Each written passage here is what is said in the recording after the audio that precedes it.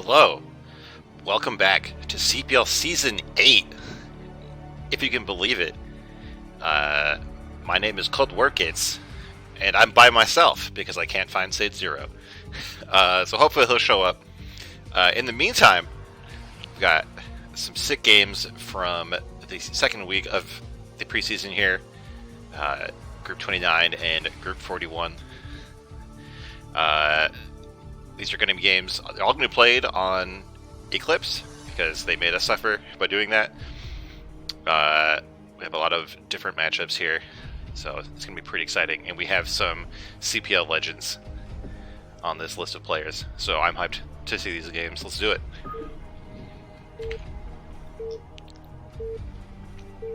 I haven't run a casting stream in a while, so I'm sure it's going to be extra sick.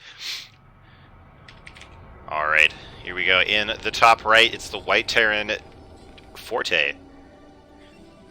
And the bottom left, the green Protoss JustoLamas, which is a pretty sick screen name.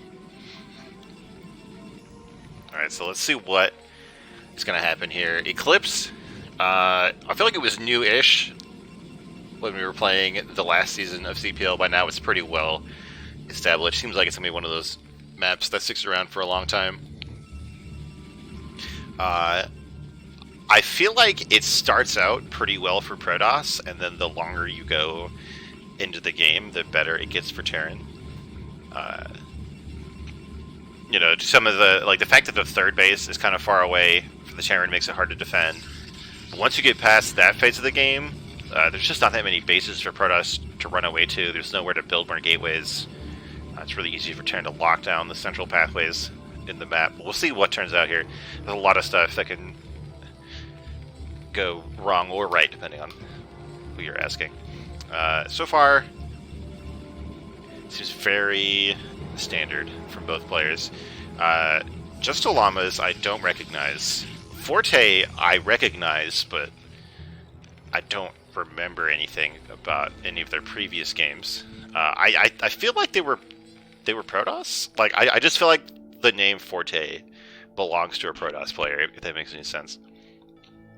But we do have Terran here.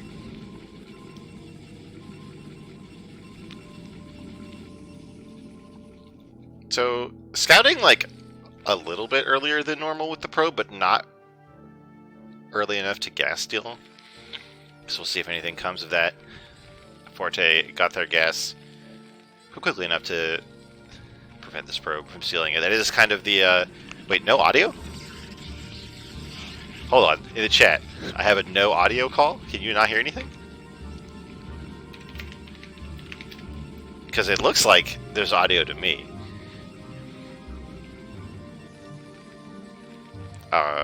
Okay. Alright, Fortboy just trolling the hell out of me. Alright, good. As long as somebody can hear me. Yeah. There's no Saetzero.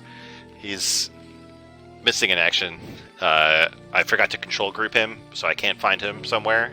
It's like when you can't find your observer when there's DTs in your base. But he'll probably show up soon. Anyway, this probe is being pushed out by the Marine, but JustoLamas keeps it alive. You know, the scouting SCV is just sitting around lazily. Looks like it tried to fight some probes. Aha, he's bugging me. Very nice. Say this is the SCV that got stuck behind depots. Oh, there you go. Ooh, okay, so this probe probably just hiding to come in and scout, but this is an interesting position. Right, like you could put like a proxy robo or something there, but no, I think we're just hiding. Chill says I should use Saetzero stack Wraiths. There you go. Ooh, we have a 2-fac. Now this probe might have a chance of scouting this or seeing some kind of sign of it. It could at least see the move out come down the ramp. What is going on in the Protoss base to deal with this? It seems like we're going for a slightly later Nexus, like a 28 Nexus, which I think is a bit better against 2-fac. You just the goons out just a little bit faster. So 2-fac can always be deadly if the Protoss doesn't see it coming, but I'm a little worried about it on this map because of these high ground pods. There's a lot of places where Protoss can sit and get a lot of free pot shots as they micro away. But it does kind of rely on the Protoss figuring it out. If you don't see anything down here, you're going to be a bit suspicious. If you go up here and you see more than 4 Marines, that's a pretty strong sign that something evil is coming. And then, of course, if you see the 2 factors, then you know what's up. What happened to that probe? Did it die? Oh, it did. Okay, so it must have gone up the ramp. But JustoLamas not really committing too hard to poking up here. Doesn't want to take too much free damage on these goons if there is a, you know, a bunch of Marines in a tank up here at the top of the ramp. So we're getting Vulture. So we're getting both of the Vulture upgrades. Getting tanks first. I don't know. Maybe some of the Terran player can tell me if this is the right way to do it. I know with the FD push, like you make 1 tank and then you rally Vultures. It seems to be what we're doing here with 3 tank types. So I think this is fine.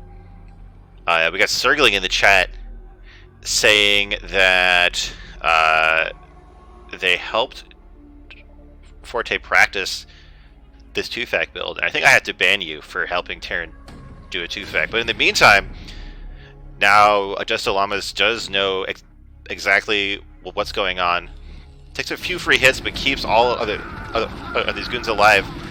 Decently microwaving here, trying to pick off a few Marines, but you really want to keep these goons alive. 1 goes down, 2 go down. This is starting to get pretty scary here. At this point, like, just run. Like, maybe if you were like a godlike Korean player, you could micro perfectly, but at this point, just run. With 1 goon, you're not going to hold this. So yeah, this is why 2-fac sucks to play against. Might have to abandon the natural here. We'll see if Terran lets that even happen. These probes are getting cut off. They're trying to fight rather than drill through. I think the natural is done for. Terran could probably force their way up the ramp before the next wave of goons comes out. But they don't have to when the goons just come down the ramp and walk into mines.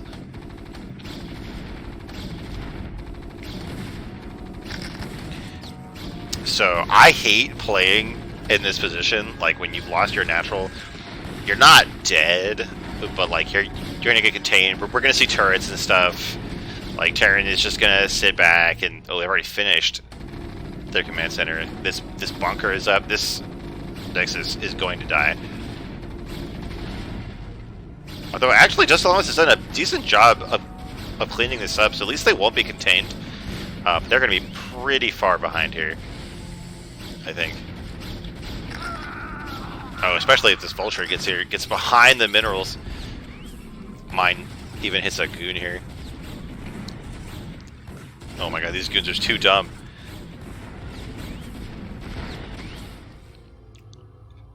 Oh, okay. So this is interesting. Sneaking this probe out here. Don't know how much of it.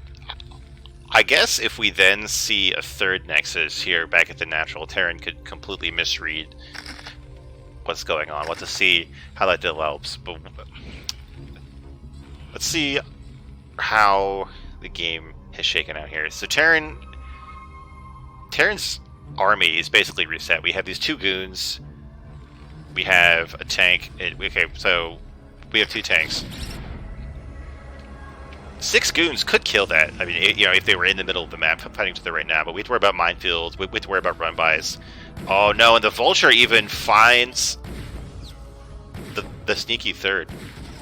It's very diligent scouting here from Forte. Terran is up 9 workers. That's pretty huge. I think that's the real advantage from that 2-factory that we saw. Terran's tech is not really in a great position. Like in a normal game at this time, you would see more factories. This armory would already be working, but a Protoss would be thinking about their 4th base. at a normal time. So Terran has sacrificed their tech kind of to severely cripple the Protoss economy here.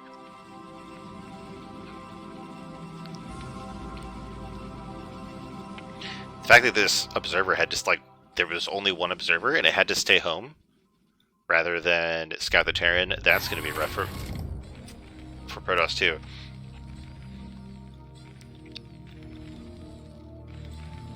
Are we seeing 2 academies? No, okay.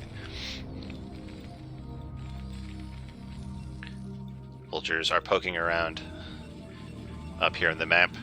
Probably gonna lay some mines just to get some vision, make sure there's no more sneaky bases.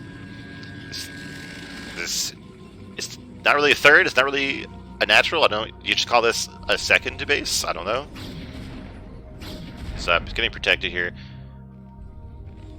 The thing about, like, this front, I mean, if these mines are cleared out, I'm pretty sure that 10 goons can kill 2 tanks that aren't on the high ground. So this is a little bit scary for Terran.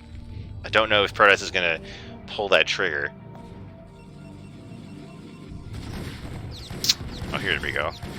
So Protoss now trying to retake their natural. A few vultures clean up that goon, and they aren't being microed, I guess, or Forte just assumes that Protoss will block the ramp, so they could have killed a few probes there. Oh, okay, so I have a thought for circling, since you helped Forte practice this. What do you do, like, when you do a 2-fag, I think you kind of assume the game will end. Like, they'll either quit or they'll kill your push and you'll quit. But, like, did you practice the follow-up to a 2-fag like this? Like, I know, like, when I do, like, a cheese build, very rarely I get into the situation where, like, I do some damage, but they don't leave the game, and then I don't know what to do. Because I feel like maybe Forte didn't know quite what to do, and they're just getting back into their normal plan here. We are seeing a bunch of factories, a starport, maybe a third base. This tank count is much healthier now. I think that this amount of goons would not cut it. The observer finally going to get in here. There are some turrets, but at least the observer will be able to see the front. They will see the upgrades on these units. Oh, excuse me.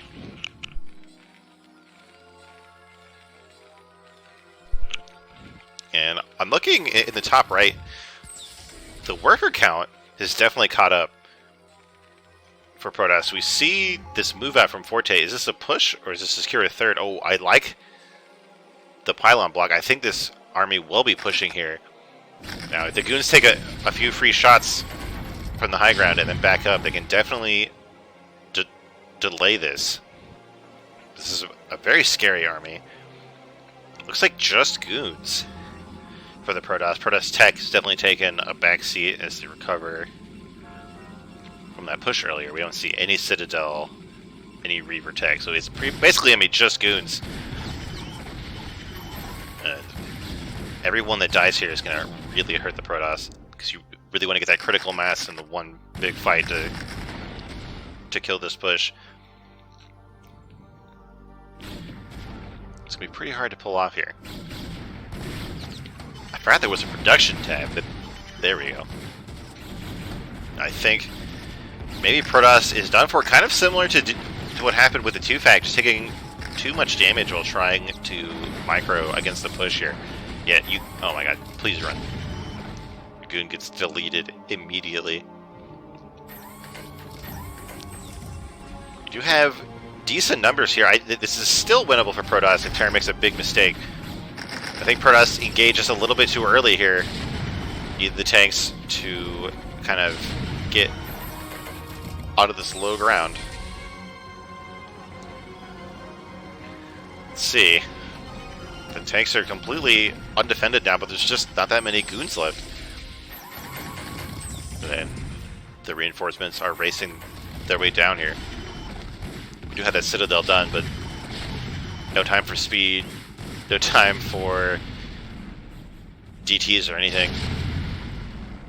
I think this might be it for JustoLamas. I think Forte is going to take this game. Short of some kind of miracle here. I like this move from JustoLamas. You know, cut off the reinforcements. You're not going to win a fight with these goons, so might as well get some kind of value from them. We do see this a dropship heading to the third, just kind of insult to injury here. I think the game's over even without it, but it might be the thing that tips the Protoss into leaving the game. I hate this, by the way. I hate this so much. Why does this happen? This is so dumb. It's so awful when that happens. The gateway's here. There we go. The tanks are forcing their way up the ramp. The probes, their programming just can't handle it. Being overwhelmed by the corners. Oh my god, they all get deleted by a round of the tank. This must have been the tank that got all the kills. Oh my god. Very sad. For JustoLamas here. The vultures drop in range of the cannon, but it's enough. And Forte takes the first game of the night.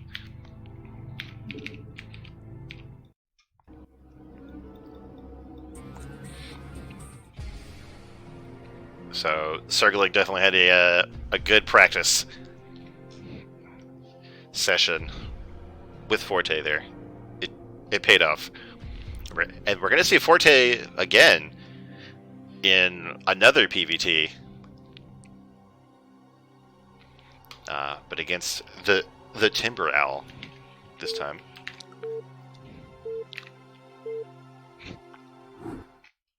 Certainly taking all the credit for that, as deserved. So once again, we have... Oh, what have I done here? Alright. Oh well.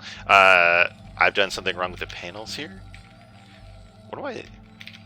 There we go. Alright, guys. I'm a professional caster. In the top right, we have, once again, in the White Terran, Forte.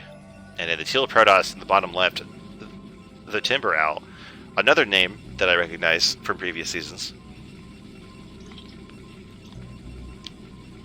Now, will Forte go back to the 2-fac? Or will we see a different build? I have to imagine that we're going to see the 2-fac again, like especially for the preseason. Like I think you know, if you're like me, you're probably taking a break from the game. You just want to get some quick wins in, so you practice like one good build and see how far that can take you. Because you know, it's all best of ones, right?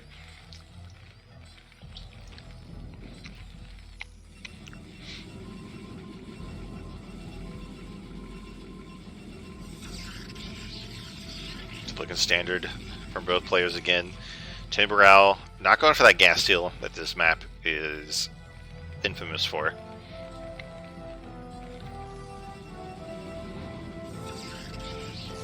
Just content to play it normally.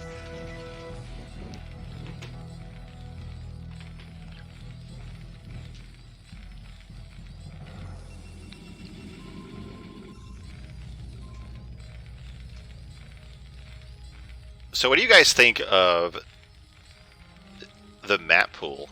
I think we have Butter in the map pool now, which is just a great name. I'd look at that map more, but I think the rest of them are all pretty familiar.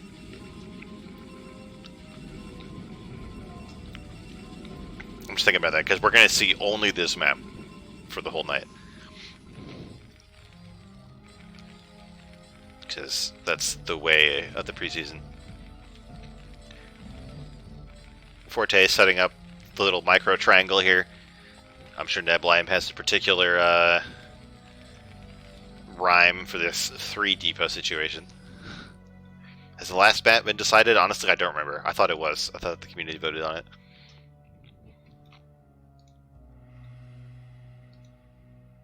Should have been Monopoly. Man, I need to like pay more attention to these maps. I didn't realize there was a map called Monopoly.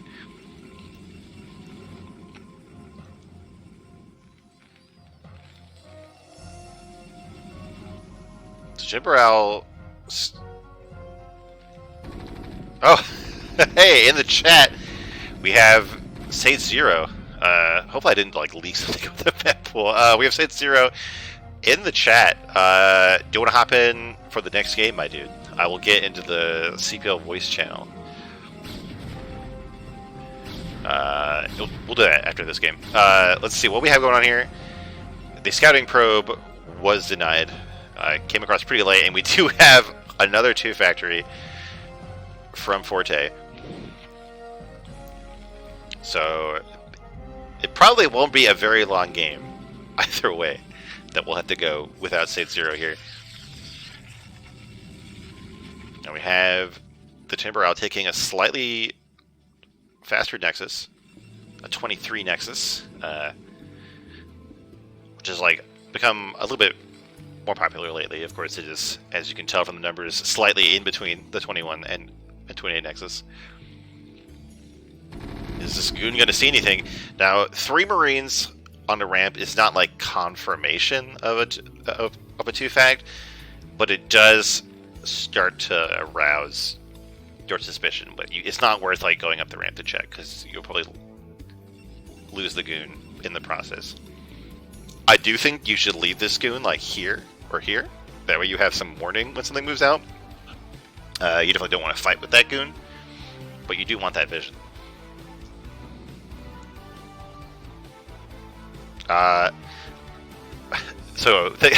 Speaking of Nexus timings, I remember at one point I learned that like in Korean they don't call it 21 Nex or 28 Nex, they call it 1 Dragoon multi or 3 Dragoon multi, which is like I think kind of an interesting like cultural, like you're talking about the same thing, you just have a different way of naming it. But while I'm thinking about that, Forte is moving out here. This probe definitely knows what's going on. What is TimberOwl going to do about it?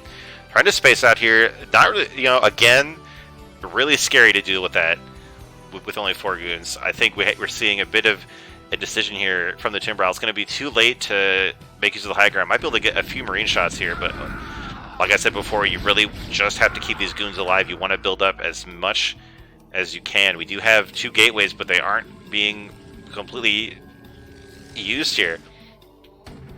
Trying to dive on this tank, but I think the Terran army is slightly too grouped up for that to work. I think you probably just need probes to fight here if you have any chance. Doing a good job though, keeping most of the goons alive, trying to draw Terran away, but Forte will not be distracted. Oh, this tank is stuck.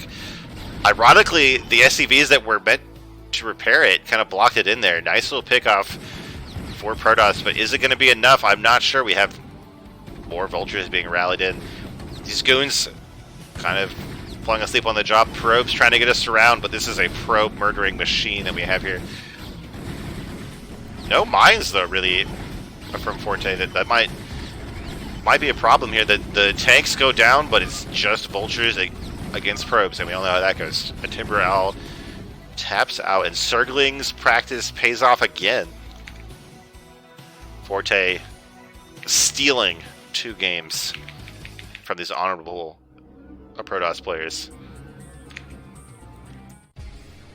Alright, let's figure out how I can say 0 in here.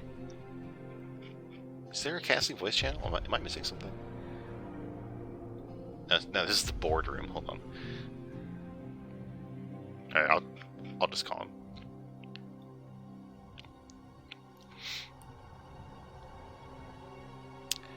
One moment, good sir. Come on. What a troll.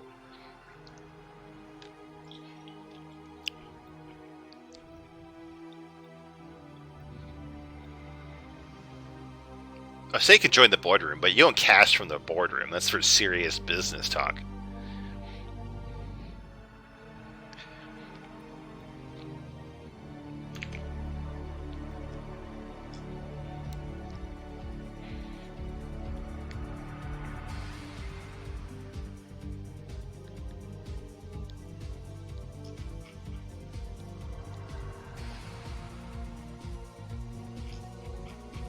Waiting on Saetzero here. Okay, he's around.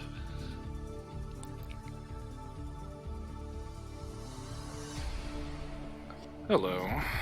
Hello. I'm definitely not the worst person ever, I promise. It's okay. It's okay. I only had to sit through 2 Protoss losses. Did this somehow spiritually? The game's up when you're ready. Yes, it's gonna just be a moment because I'm super smart, and for some reason, when I loaded up Battle.net, StarCraft 2 was selected, even though I have not played that in months. Nice. We're just firing on all cylinders here. I'm excited though. It's gonna make the casting really good and exciting. Yes.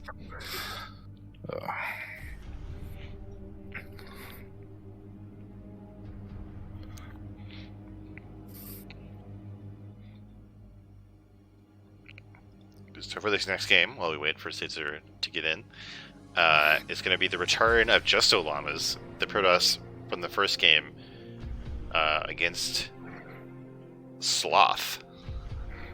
We're going to see a PVZ, so we're going to give Forte a break here from all these wins. That's something you really need to give someone a break for. Exactly. You know, it's just it's so exhausting winning all your games. You know, I wouldn't know. It's a very foreign concept to me, but I'll take your word for it. You look like the kind of guy that goes through stints like that. Hey, we take him, and we take walkovers too. All right. Yeah.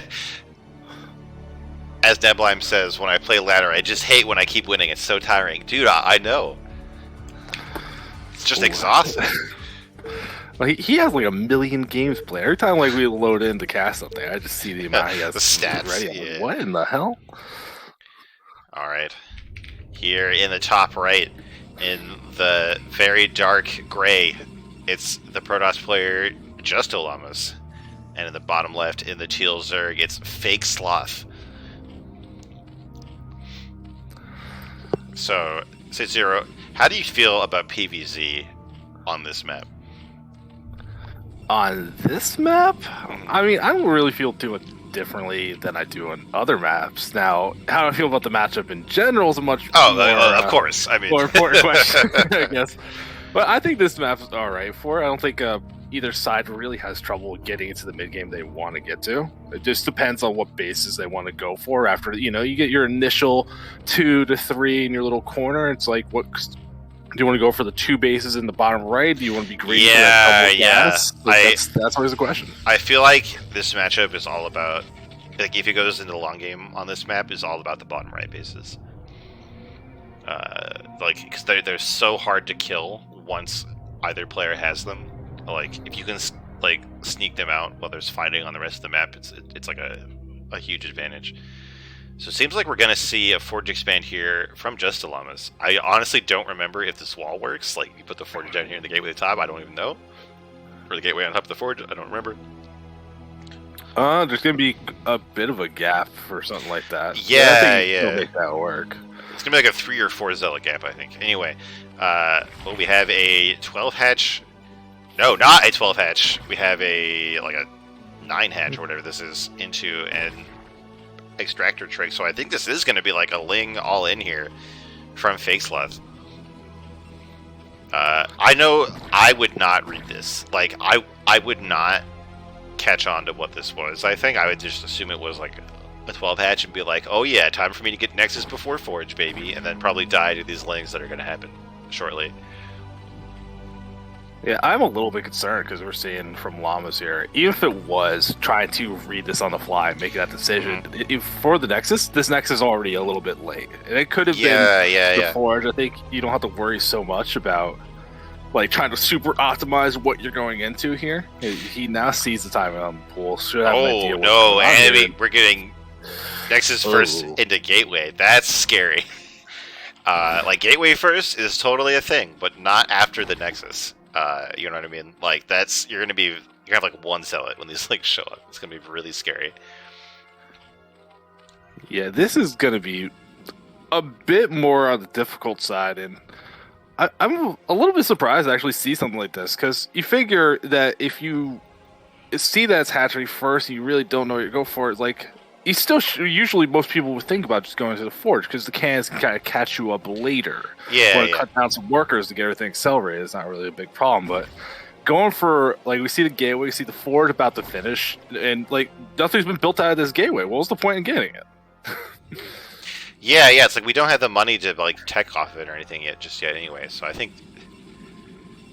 guess we could build the cyber core pretty soon if you want, but that's going to cut into our cannon count, which can be pretty important to see more and more lings built here. The probe is seeing this. The probe I think is seeing more than 6 lings made, which definitely raise some alarms here. So I mean, some of the links were made at the natural, weren't they? True. So oh, well, wait, did ever actually go down and see that? This follow-up probe is seeing all the info you need to see, but yeah. I think we're playing a little in the dark, thinking that, I got one cannon, that's good enough. Dude, JustoLamas is so committed to scouting that there's 2 probes in the Zerg base at the same time. This is amazing. I'm starting to wonder, yeah. I guess this wasn't as ling all-in-y as I thought, because we are seeing drones being made. We're seeing a 3rd hatchery. But there's only 1 cannon here and 1 zealot, and that's not enough for this many lings. This cannon is going to get picked off right away. The zealot might get surrounded here. The probes, oh, they were helping. They're not helping anymore. And there we go. Look at this probe. Yeah, second zealot pops out here, and the cannon is on the way. I think that could have been very dangerous if there was more commitment from Sloth, but I mean, that's all. Like, you can all talk about theory about all that much you like, but the reality is that you basically got away with it. That wasn't so bad. You lost a cannon, but you killed off some lings. That's some drones that aren't made to put pressure on. They really didn't do that much damage.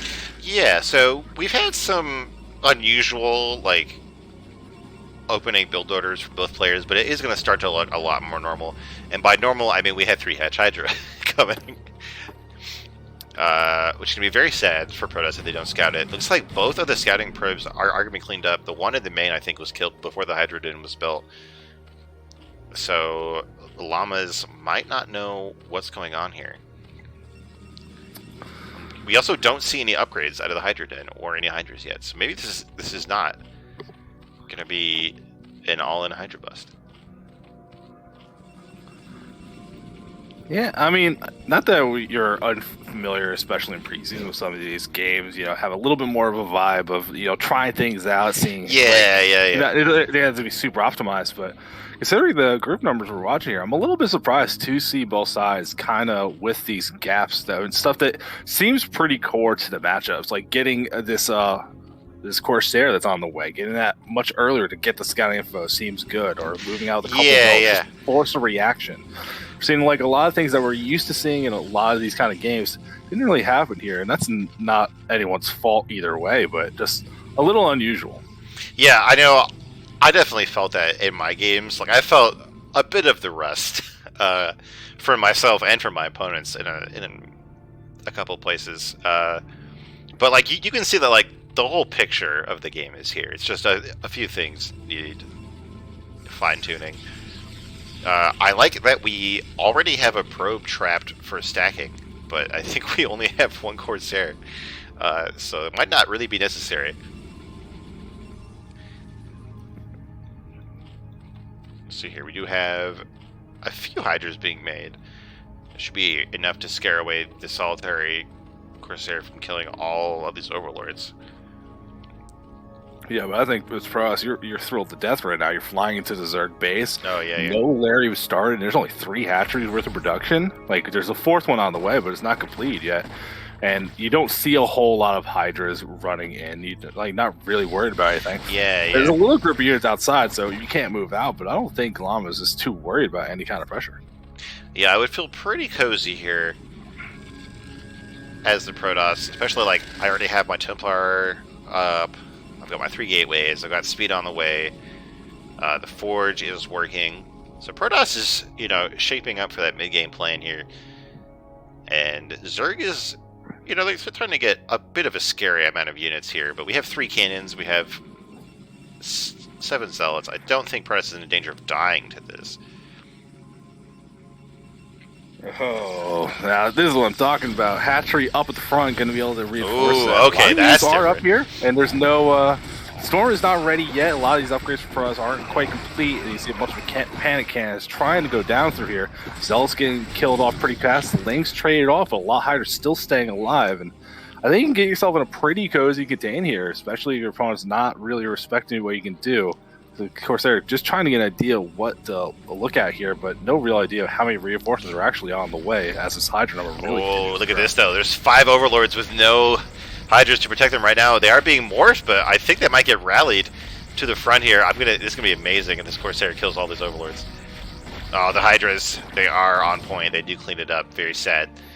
I cannot remember the last time I was hatchery contained. But I do remember it was miserable.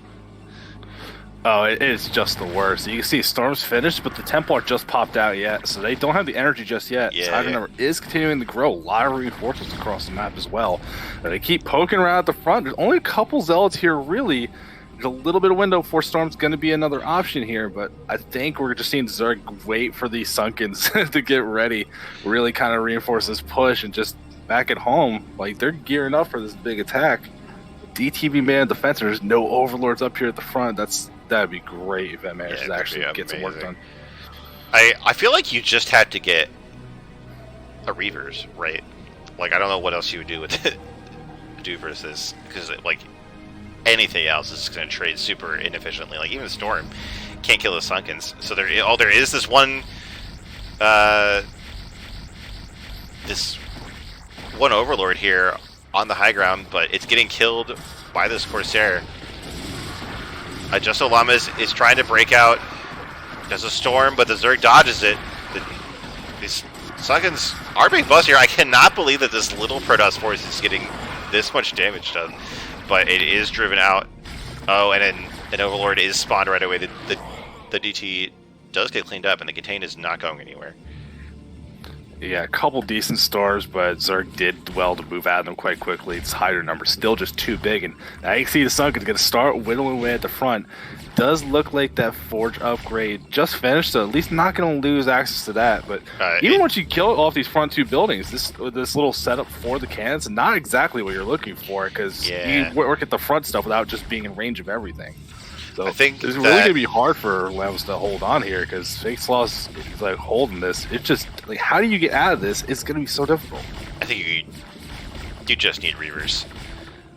Like, I don't see how else you get out of this. But like it's probably like too late to switch into that, because like build a Robo and then the Sport Bay and then actually get the Reaver. Like I don't think Zerg is going to give that much time here. Already trying to force the issue with these cannons. I know that there's some way you can get Sunkens to like attack longer than they're supposed to attack. I don't know what. There's like some limitations on it. Because I know Aggie did it to me a few seasons ago. So I know that it's a real thing, but I don't know if it's applicable here, and it might not even be necessary because we have so many Hydras here. We do have those Templars still alive. They each have a Storm now, but they have to be some perfect Storms. Nice Storm here on the clump. Oh, the other one is a bit of an overlap, but enough damage to keep Protoss alive for now. That Robo is coming. We do have Goon range. We still don't have a lair, so we aren't going to have lurkers, thank God. But it's still going to be really scary here.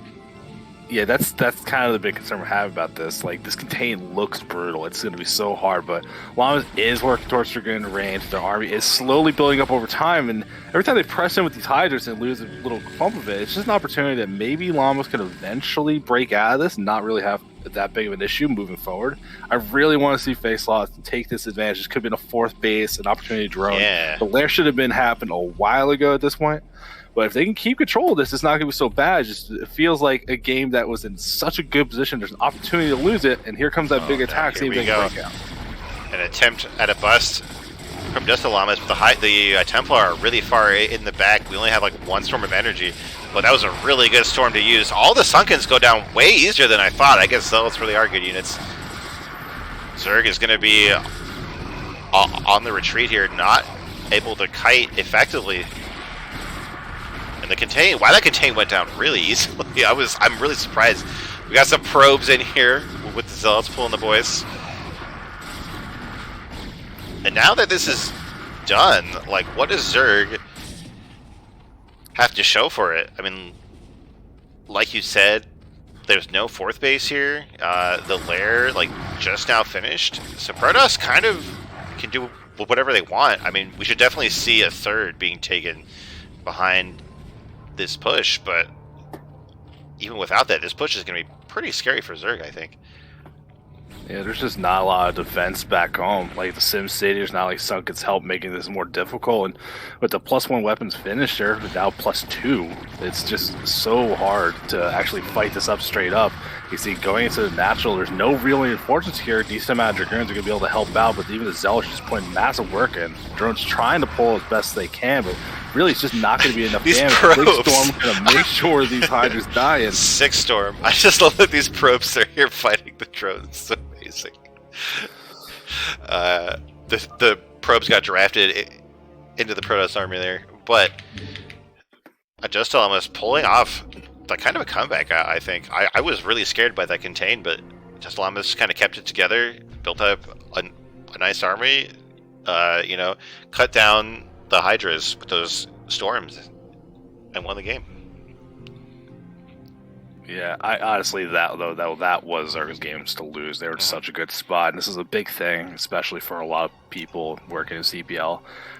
I see a lot of players know how to get themselves in a good spot in the mid game, not knowing what that next step is, not knowing how to close a game there head on, like cleanly, and that's something to definitely work on with the coaches. But that is just a shame. I really think Zerg really didn't have a good reason to lose that game. And I think it's just inexperience about like, oh, this didn't win. What do I do now? Yeah. Unsure. I was talking about that with a 2-fac earlier. We had a 2-fac that did damage but didn't kill the Protoss, and it's kind of like, well, now what happens? But there's no 2-facs. Well, I guess there could be a 2-fac in this game. It's in the top right, once again, is the Teal Zerg Fake Sloth, and in the bottom left, the White Terran Forte. Alright, so there's no Protoss in this game, so I don't know what the hell is going on. Who knows? We've seen... Okay, do you think that 2-fac is a cheese? No. It's aggressive. It's not a cheese. Because, like, for me, the easiest way I think about cheeses, if your opponent knows it's coming, is it like 0% for you to win? 2-fac could still win. You can still execute that well enough. Like, the attack can be sharp enough. Your opponent, like, if they make even just some slightly greedier builds, can have trouble holding it, or if they don't like have the Dragoons forward to like slow down the push. I don't think so. It's just an aggressive build-up. It's like, it's definitely on the edge. We got Jaked up in the chat, says anything that beats me is cheese. There you go. That's how it works. But like everything's cheese. Everything. But like I feel like 2-fac is pretty all in, and it does rely a lot on not being scouted. And like I think like once the Protoss gets up to like a certain level of micro, they shouldn't lose to it, right? So like you like never see it happen in a pro game. It's like you don't see like 12 Nexus in PvP in a pro game, because once both players reach a certain level of skill, the defender should like never win. Right, but you could say that about a lot of builds. Like in this matchup, what if it was 9 pool speed from the Zerg? Like, it's not cheese. It's just aggressive. It gives you an opportunity to exploit a mistake. Well, I guess we have Neblime, who thinks that 9 pool speed is the best build in the game. But like 9 pool speed, like you can transition, right? Like it doesn't have to kill them. But like 2-fac, I feel like if you don't kill them or like kill their natural and just like starve them out, like you just lose the game.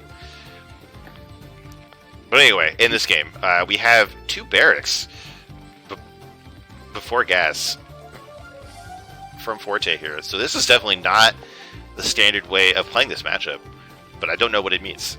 I mean, it's clearly going to be aggressive, but like, is it? I guess it's like faster than waiting for stim. Yeah, so, I mean, this is one if Neblime... I'm not going to look at the chat, because Neblime's just going to correct what we say. We're going to just let this one rock. Let the feelings fly through, and what I usually think of when I see a Terran wall off in their base like this, I want gas, I want some kind of tech opening, you want to make sure Lings can't get in, you want to be able to build up to whatever you want to go for. So we'll see if it ends up being like Goliath, so like what kind of factory play or anything, or if it is like just some kind of rush into getting like whatever tech, but I'm expecting some kind of aggression, because when you're making 2 barracks like this, you're getting this relatively early gas. I think like you gotta be very careful that you gotta make this work. You can't just like build up and then just take an expansion safely. I think you want to be pretty careful. Yeah, does die. I'm kind of confused about the 2 barracks and the wall, right? Because like if you run a wall and do like a 1 base tech, you don't need 2 barracks for that, right? Like, or is this like a sick mind game? But then you wouldn't have to get the gas. I don't know. And Neblime apparently, so I thought Neblime stand really hard for 9 full speed, but he's basically describing it as a trash ability in the chat. Anyway. What is going on in this game? Zerg is playing very standard, getting that fast layer, getting a cautionary sunken at the front. Has a Ling and an Overlord out here. Probably has a giant question mark about why there's no Terran expansion yet. It looks like we are just going to make some kind of stim rush here with this academy. Well, I think Sloth is respecting what I think you might assume as Zerg here is like, oh, you don't see the other barracks. Like, you see a wall off. They're not moving out. If it's some kind of factory play, it's eventually going to be a vulture. You're going to need that sunken to not like take big damage from it. So they got that quite on time, I think, where they weren't going to take any kind of back damage. And with this 2 hatchery going into Spire, like. I think they're not worrying too much here, but look, how a bunch of Marines now moving out. Stim's on the way, and unfortunately, these Marines, I think they're just trying to clear out some division down here, but that Lang's a little bit further out of sight. Yeah. So I don't think that. Well, I mean, I guess these Marines are not moving out just yet. I'm not sure if Mutas will be up in time to help fight with this, but I'm pretty sure you just need Sunkens. Anyway, Sloth has seen all of these Marines. What are we going to see in response? We see 1 more Sunk being added. I don't think 2 are going to cut it. This is a lot of Marines here, and there's nothing behind the Sunkens at all. Yeah, it's going to be pretty dangerous. Stim's about to finish up. We got those 2 medics and plenty of Marines going forward. Saving the Larva wants to really make sure that you can just slam down the 6 mules the moment possible. On the way now, Evo Chamber up at the front as well, but 2 Sunkets here. Is this enough that you want to stim and go for it? That's 3 stim. Gotta make the choice now and gonna go in here. No units to help out, just the Sunkens. First one's about to go down very quickly. There's a couple drones getting pulled, not really enough to help. Some damage being taken, but I think this is gonna be enough whenever the mules pop to shut this attack down. Yeah, I guess. Well, okay, I don't know now. Let's see. I thought that Zerg survived that, but looks like the natural is being evacuated. We have. Never mind, we had the Mutas clean up the Marines immediately. Yeah, just lost too many Marines on that attack, killing the 2 Sunken. So you broke some of the defenses, stopped mining up at the natural, and maybe got a couple drone kills out of it, but this entire attack gets wiped out. And for how long that delayed that expansion, just finishing up now, I'm not sure if this was really worth it. Sloth now can start taking control and moving forward if they want to, because if you look back in this Terran base, there's no turrets because the eBay is not even done yet.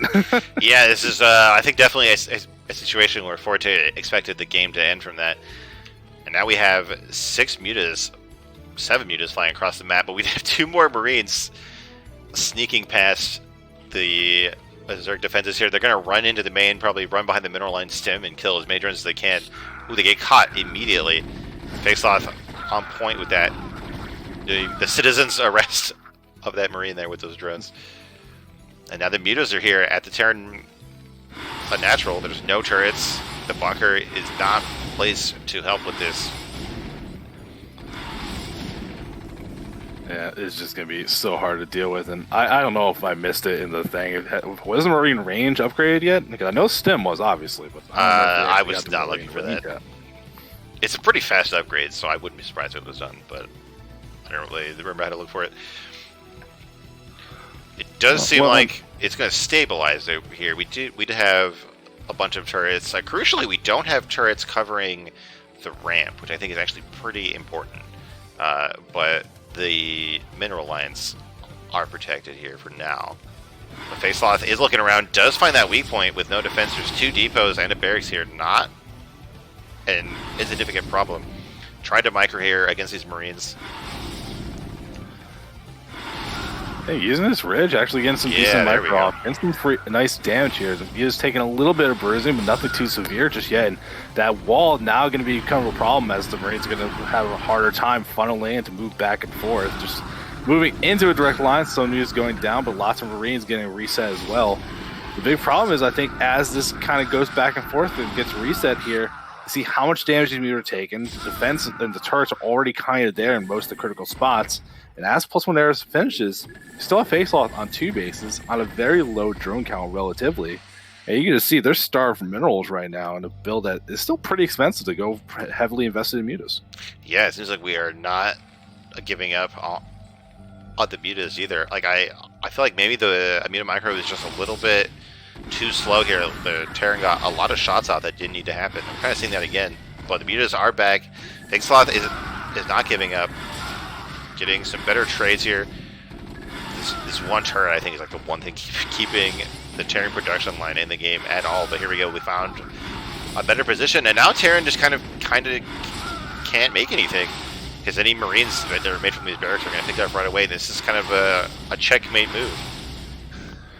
Yeah, this is managing to just stay on top of the production. Finally, finding the spots really working out, and the muta got to a amount that's doing critical damage.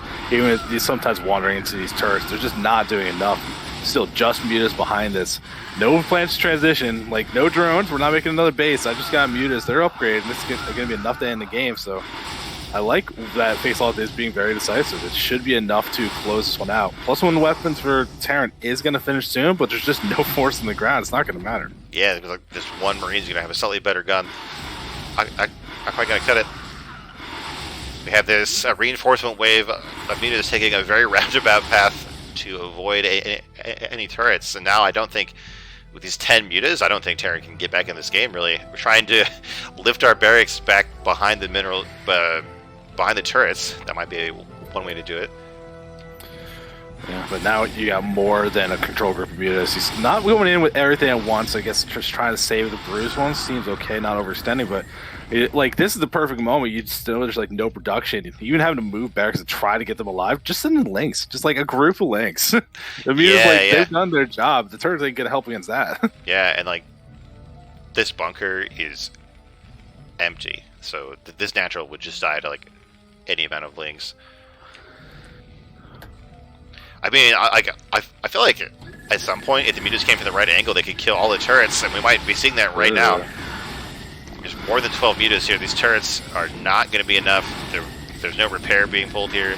Not that many Marines to punish, and Forte falls down and fake Sloth. Takes a very scrappy game here. Yeah, just knowing when they have the win, going for it. Like the decision there to just kind of keep moving forward. Because he saw it, especially, he was starting to like, these mutas are kind of weak. Let's save them. Let's be cautious. Like, no, I can just kill them. Yeah. Actually doing it. So, like seeing that decisiveness there. And I think just a little unfortunate. I think it boils down to that first attack, just getting cleaned up just in time. Like, there's just enough defense. The mutas came out to clean up that little attack, and that really set Terran pretty far behind. Yeah, like we saw when Terran moved out, like Forte, like his Marine sat in his natural for like 10 seconds. If that attack had come 10 seconds earlier, like the mutas would have just popped and died right away. So definitely shows you how Brood War is a game of inches in that respect.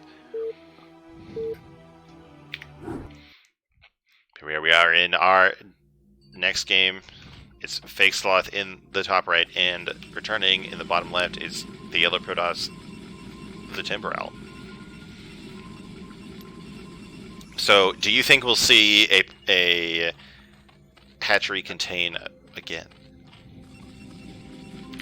I hope not. Like that breaks my heart to watch that happen again. At least it's the kind of thing where I'd like maybe I look up the replays, like, all right, what were these games played in? Which one was the second game? Like, refine the choice a little bit. But I also think that what we saw from that first game, getting the scout info, going like, oh, well, it's not a pool. I'm gonna build this Nexus, then this gate, then this Forge. Like, kind of really be as economically great as you can imagine. I don't imagine we're gonna see that again. I think that is much more of a one-off scenario. Right.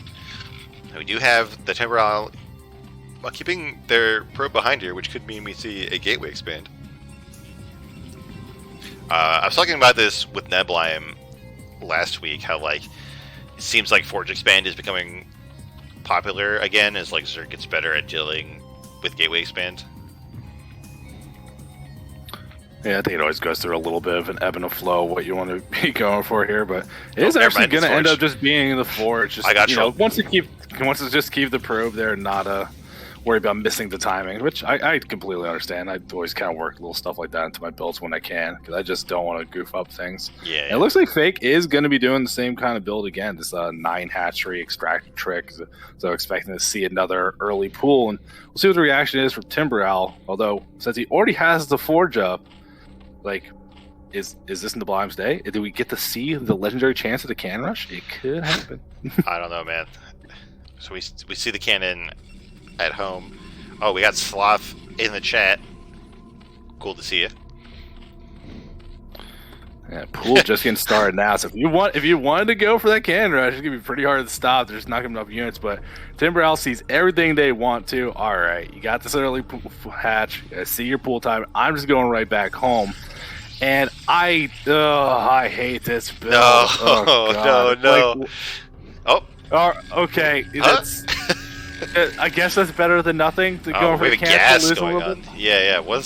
I feel like maybe TimberOwl just had a little hiccup here, kind of skipped a step in their build order because you don't want this gas before the Nexus either. So just gonna slow down a little bit. Let's talk a little theory just for a second.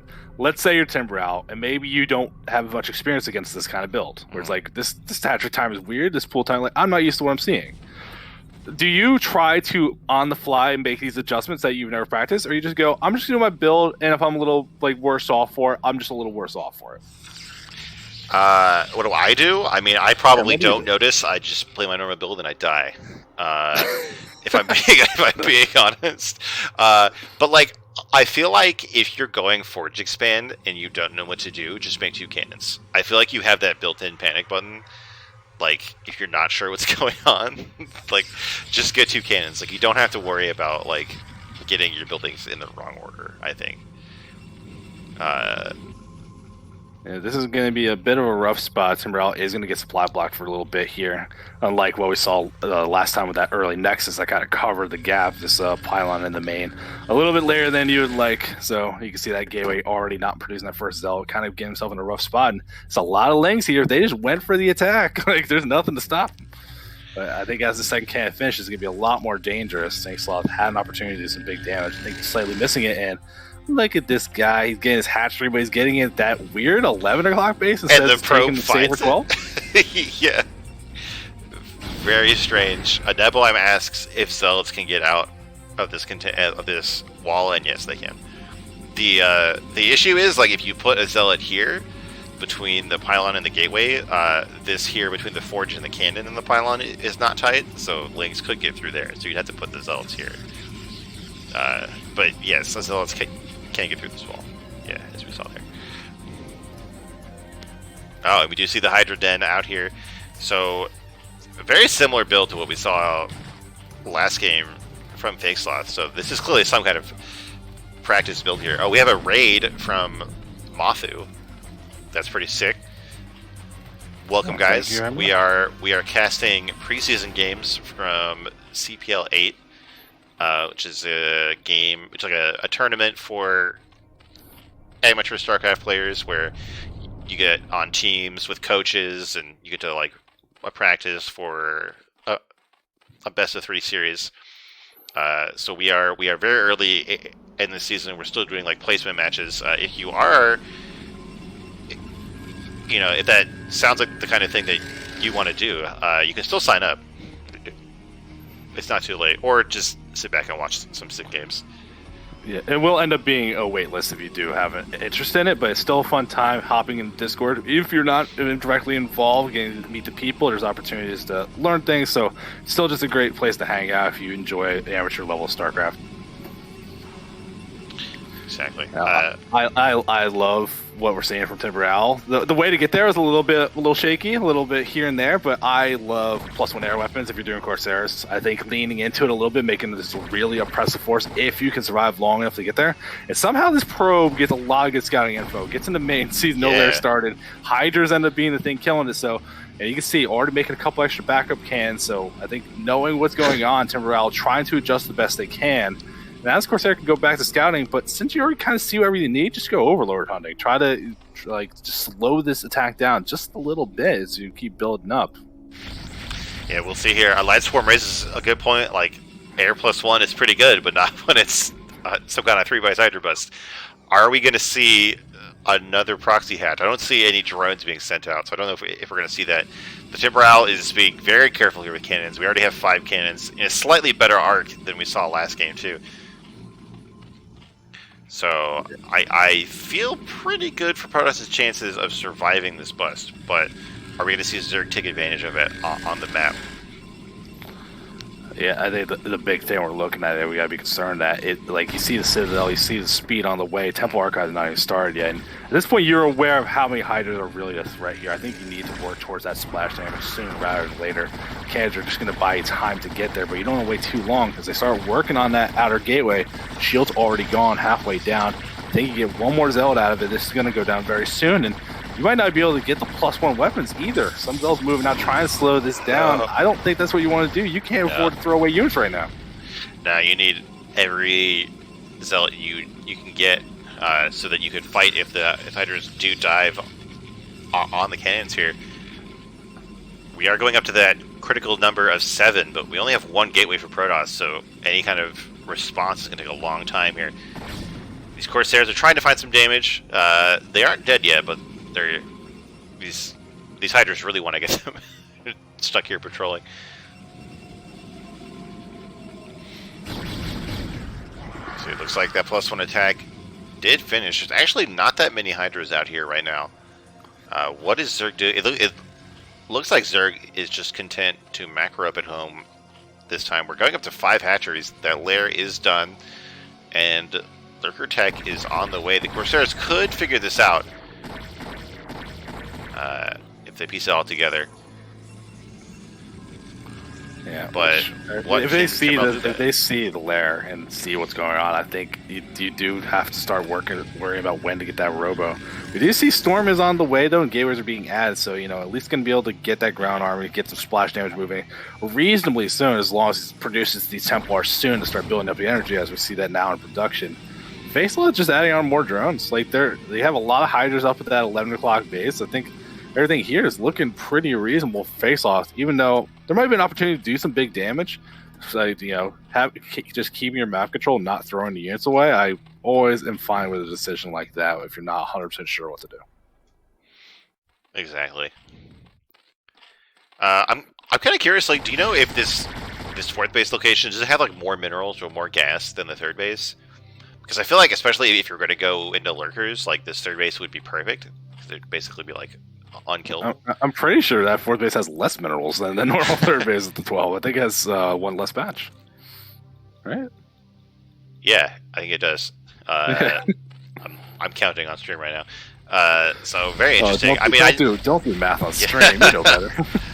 I'm kind of curious if it's just like they're trying to be sneaky, or like I know sometimes Zerg likes to take a distant third base to force Protoss to attack in 2 directions. And speaking of which, we do have a couple of speed zealots here, but I think there's more than enough to clean them up in this space, and this Sim City is protecting this sunken colony very well here. I think they're waiting for these Templars to show up. A lot slower, so that's going to go through, but we see one lurker being morphed. It's not going to be a lot of extra defense, but there's no observers here. Here comes the move out. Zealot's going to start getting in the mix. Templar are here and available. Lots of Hydras on the back. Gonna move forward, try to do something good. Storm, a bunch of drones go down. A bunch of drones and Hydras do go down, but I think this lurker is probably going to save the space Well, alright, so we do see the Hydras try to dive on the Templar here. This one's trying to scoot away, turns into an egg at the last second. I think this is Protoss' cue to get out of here.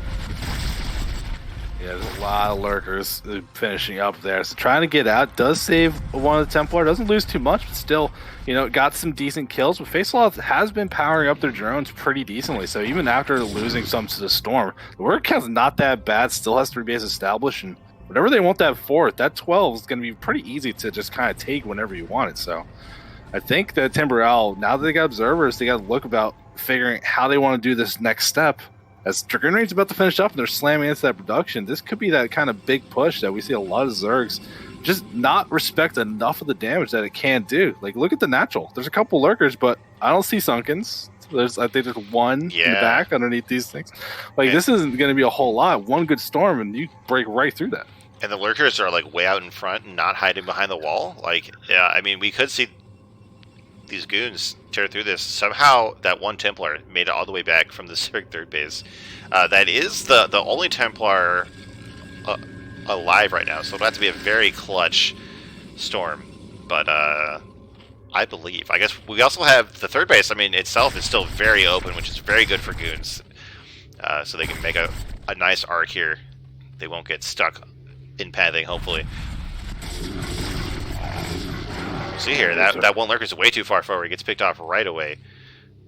A bunch of Hydras are here trying to clear out the 3rd base, but in the meantime, our Protoss is back here. The goons, actually not as many goons as I thought, so they could get picked off here. And still, it's a lot of units. A lot of reinforcements going through. That storm, it's alright. It didn't hit really what you're looking for here. A lot of reinforcements. Lurkers haven't burrowed just yet. Still tons of Hydras. Still trying to move on in here, but going into the lurker field, taking big damage. And you can see, it's just down to Dragoons at this point. Another storm goes through, still not connecting very well. And I think TimberOwl maybe extended a little bit too far in this one. And he agrees, leaving the game. I don't agree with the leaving the game just yet, but definitely Sloth was in a good position after that. Yeah. I mean, I think given that we had a 3rd base coming online, we should at least like stay in the game until Zerg tries to kill it at least. But that was looking pretty good for Zerg after that attack. Didn't work out for Protoss. I mean, it's the #1 complaint I have for most CPL games. A lot of people leave too early. Like, even if you're behind isn't a loss. Like, you can.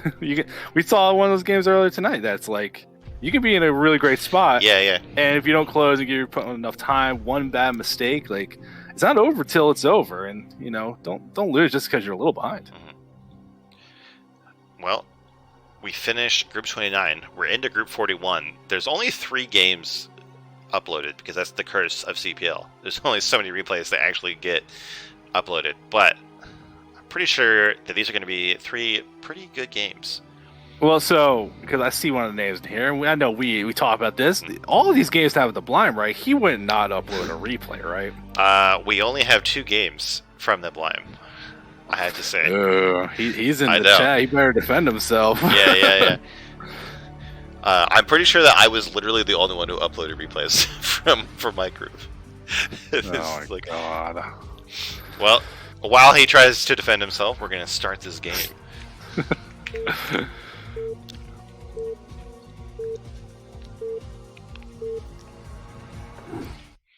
So it's not Neblime this time. It's in the top right. It's the Red Terran MoOnrai is how I'm going to choose to pronounce that. And the bottom left, the kind of not pink but sad pink color Zerg ttKinetic.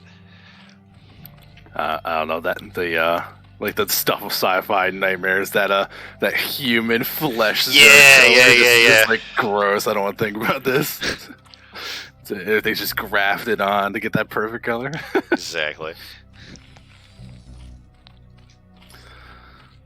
Well, I'm excited though. We're talking level group where the Neblime's in there, and ShroomOfDoom's been around for a while too. We're gonna see some pretty good games. Even Kinetic, I remember the name of. MoOnrai, I don't recall. I think this might be one of their first raids in CPL. Like, I don't remember ever casting any of their games. Yeah, same. Of course, you also run into like the fact that people have like 8 accounts, and who knows what's going on. But I do not recognize MoOnrai. So we'll see how they play. And like you said, that this is Group 41. It is getting up there in terms of skill. So I think we're going to see a very intense game here. For week 2, what group were you thrown in? Week 2, I was 28. Okay, not bad. Yeah, and we saw 29. So, you know about how well I did. That's okay. You got the true heart of a warrior. You will not be exactly. Yeah. Oh, yeah. I basically haven't played since last season, so it feels pretty appropriate. Anyway, we have we have Sturgling in the chat commenting that MoOnrai is coming back to Brood War after a 15-year hiatus, or hiatus, I think is how you're supposed to say that word. But they were a good player back in the day, so that's interesting to know. Like, how do you come back from 15 years and suddenly just be in a clan? And of course, Neblime is pointing out that the barracks is in a weird place, because what else would Neblime be thinking about? And now, I am confused. Why MoOnrai scout to the bottom corner with this SV? You're getting served, oh yeah, right? yeah. Like, there's no proxy shenanigans that could be happening here. I mean, the guy's name is proxy ttKinetic, right? So maybe they're proxying a hedge down there. Here we go. I'm trying to fix this. I did not update my overlay with the right group. Here we go. Super professional quality. Anyway, we have an attempt at securing this natural. There are 6 links here, so it looks like we did see a pool first build while we weren't paying attention.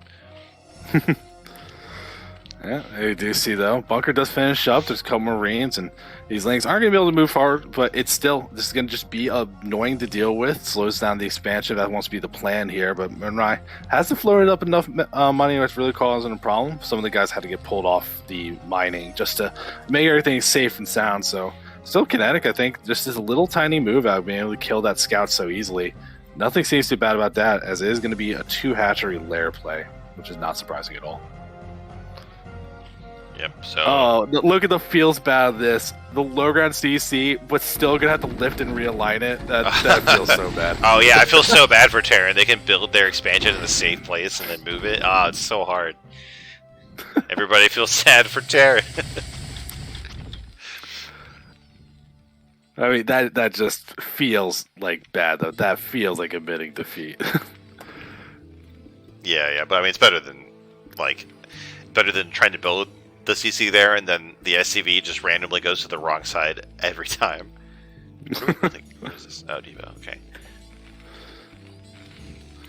Lair's about to finish up. We haven't seen a Hydrogen start, so we should be expecting some Spire play, which is no surprise to anyone, I think. It's the much more common option here. These Marines going to try to poke out, just push these Lings back. If they can get any kind of reaction, that'd be great, but just wants to secure, get that CC in a good spot and not be too worried about it.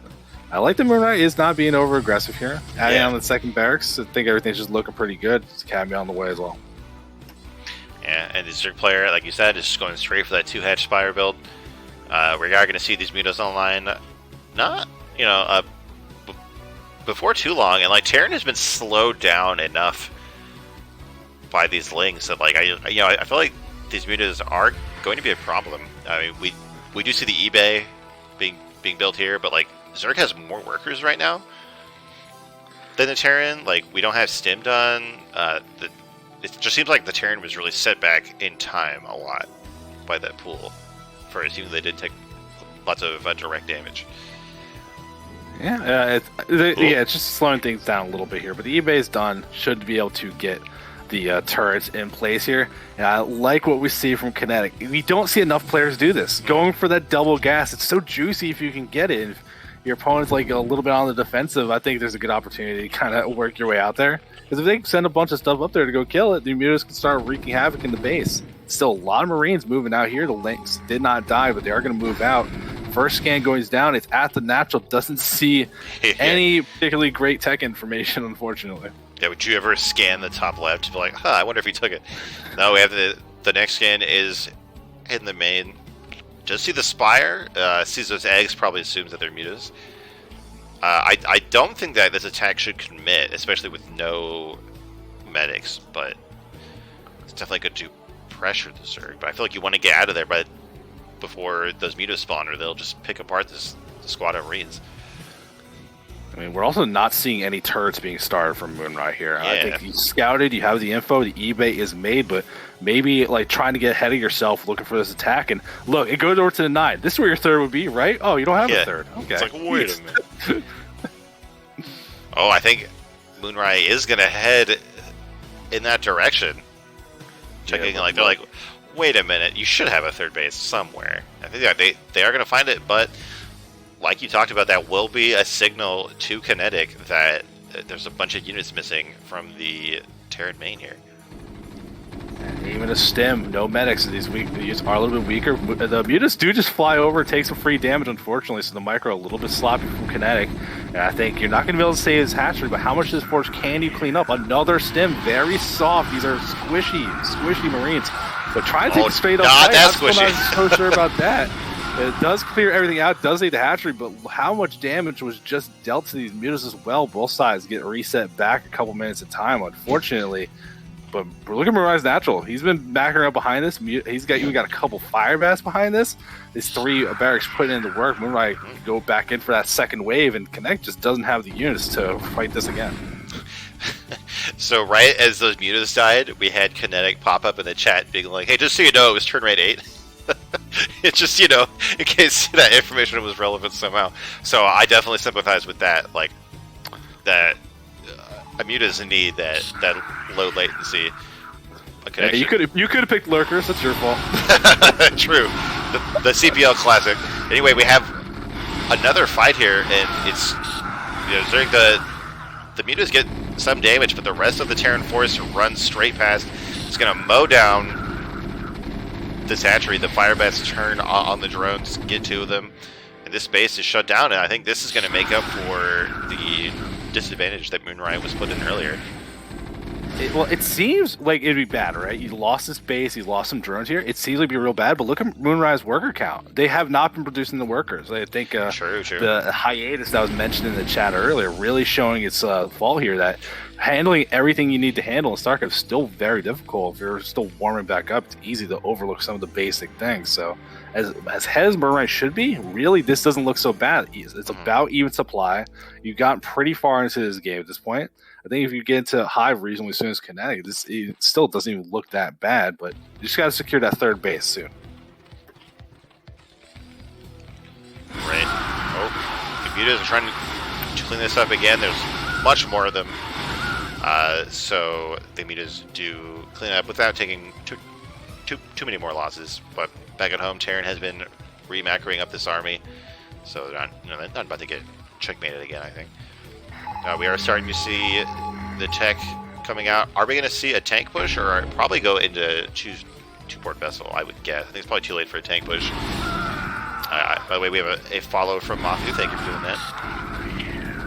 Well, you said you ain't going to see tanks probably the moment you said the machine stop starts. So, of course. Again, we don't know what we're talking about. We're just as bad as you. The caster curse strikes immediately. I just feel like if there's already this many meters out, like, it's going to be really hard to get a tank across the map. And, like, you've also already done damage, right? So I feel like you should just get into those vessels and get ready for the late game, I guess. New wild mutas are trying to kill Marines. Yeah, it'd be good. We are seeing more barracks getting added on. I would like to see that barrack count go a little bit higher here. Like these vultures, this is interesting, but I'm not really in love with this. I'd rather go towards those vessels, work towards that irradiate. Because even like now, we're in a phase where lurkers are going to be a threat. You want that mobile detection. You don't want to rely on scans. Yeah, and like, what are the vultures going to do? I don't really understand how these are going to help in this fight here. Like, they're not going to be good versus lurkers. They're not going to be good versus mutas. We have a big lane bus coming here. There are 2 bunkers, but they don't cover each other. And the first one is even filled up. Most of the army of Terran is still in the main, but Zerg just didn't really commit to that attack.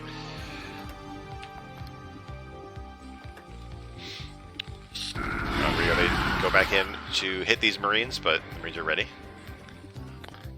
Yeah, I mean, it seems reasonable. We're seeing that Connect keeps poking around trying to get something done, but lurkers are done. Can't start adding them into the game plan, but still haven't taken that third base. Still no Queen's Nest. No move towards the Hive, maybe towards Defiler or something to really break this game open. So the longer this goes on at this level, while this army looks like it could be strong and MoOnrai could get punished for a sloppy mistake, I don't like seeing this just stabilize from kinetic like this. Like, the drone count's still been below 20 since they lost that third base, and no attempt to reclaim it.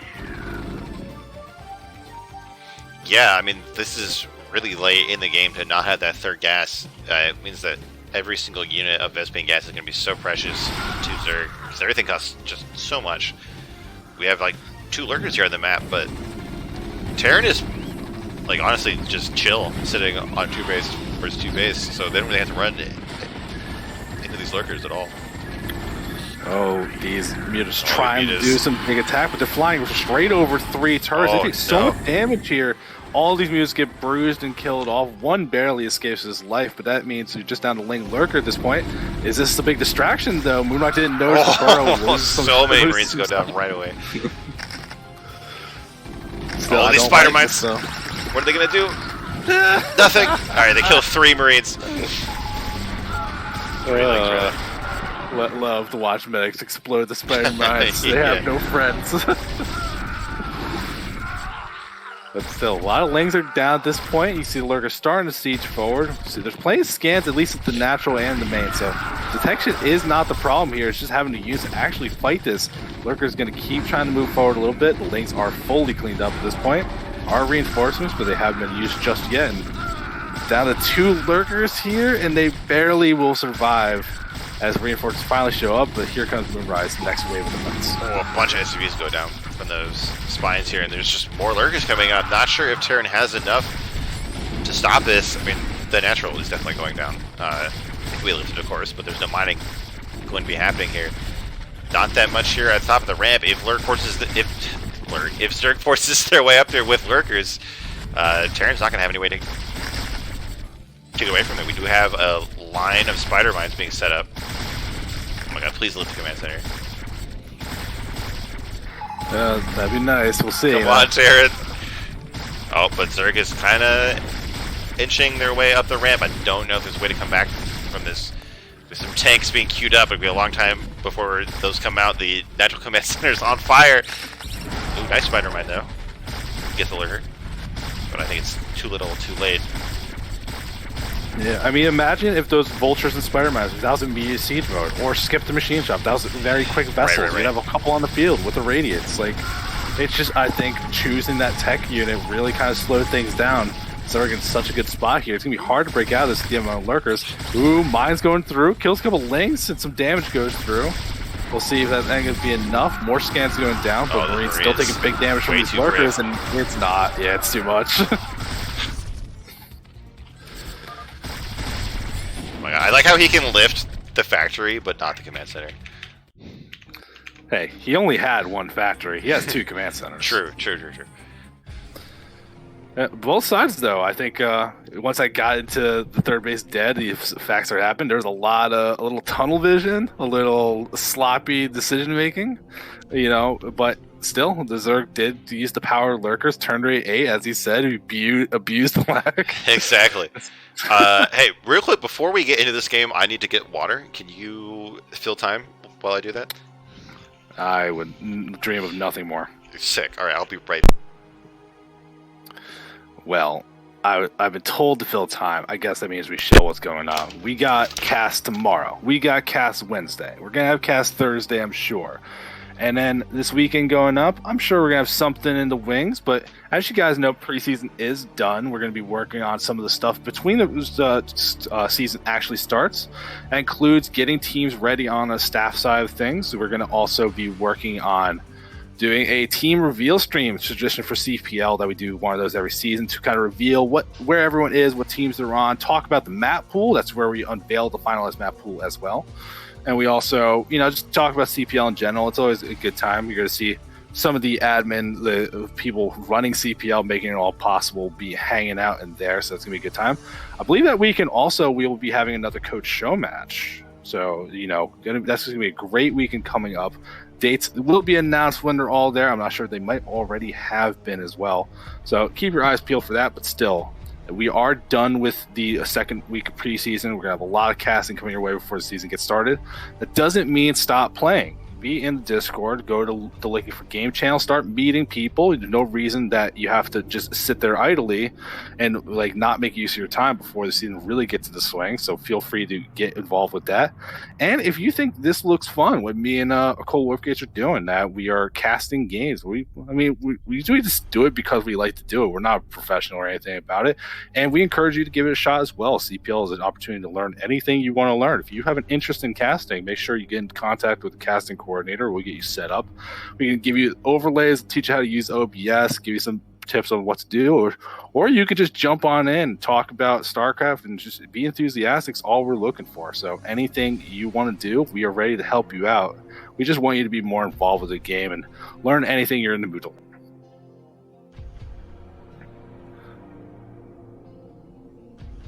Not enough time. Damn, I felt like, all right, if I was going to my kitchen to get a glass of water, that feels like a good amount of time. It was end up too much, though. Hopefully everyone else is enjoying the cast, though. If you got any questions about CPL, feel free to shoot them in the chat. We'll gladly answer those and address those. But other than that, I think we got a couple more games to cast tonight, so we got a little more StarCraft heading your way whenever Cole does return.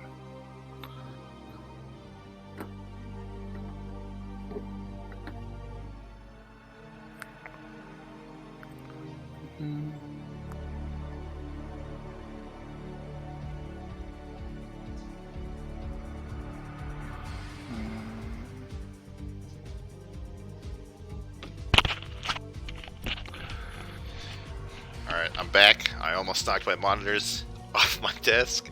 Everything is good now. How are you? I'm alright. I didn't have as much to fill because I thought getting water would be quicker. I'm sorry. It was a disaster. Anyway, are you ready for this game? Absolutely. Okay, let's get into it.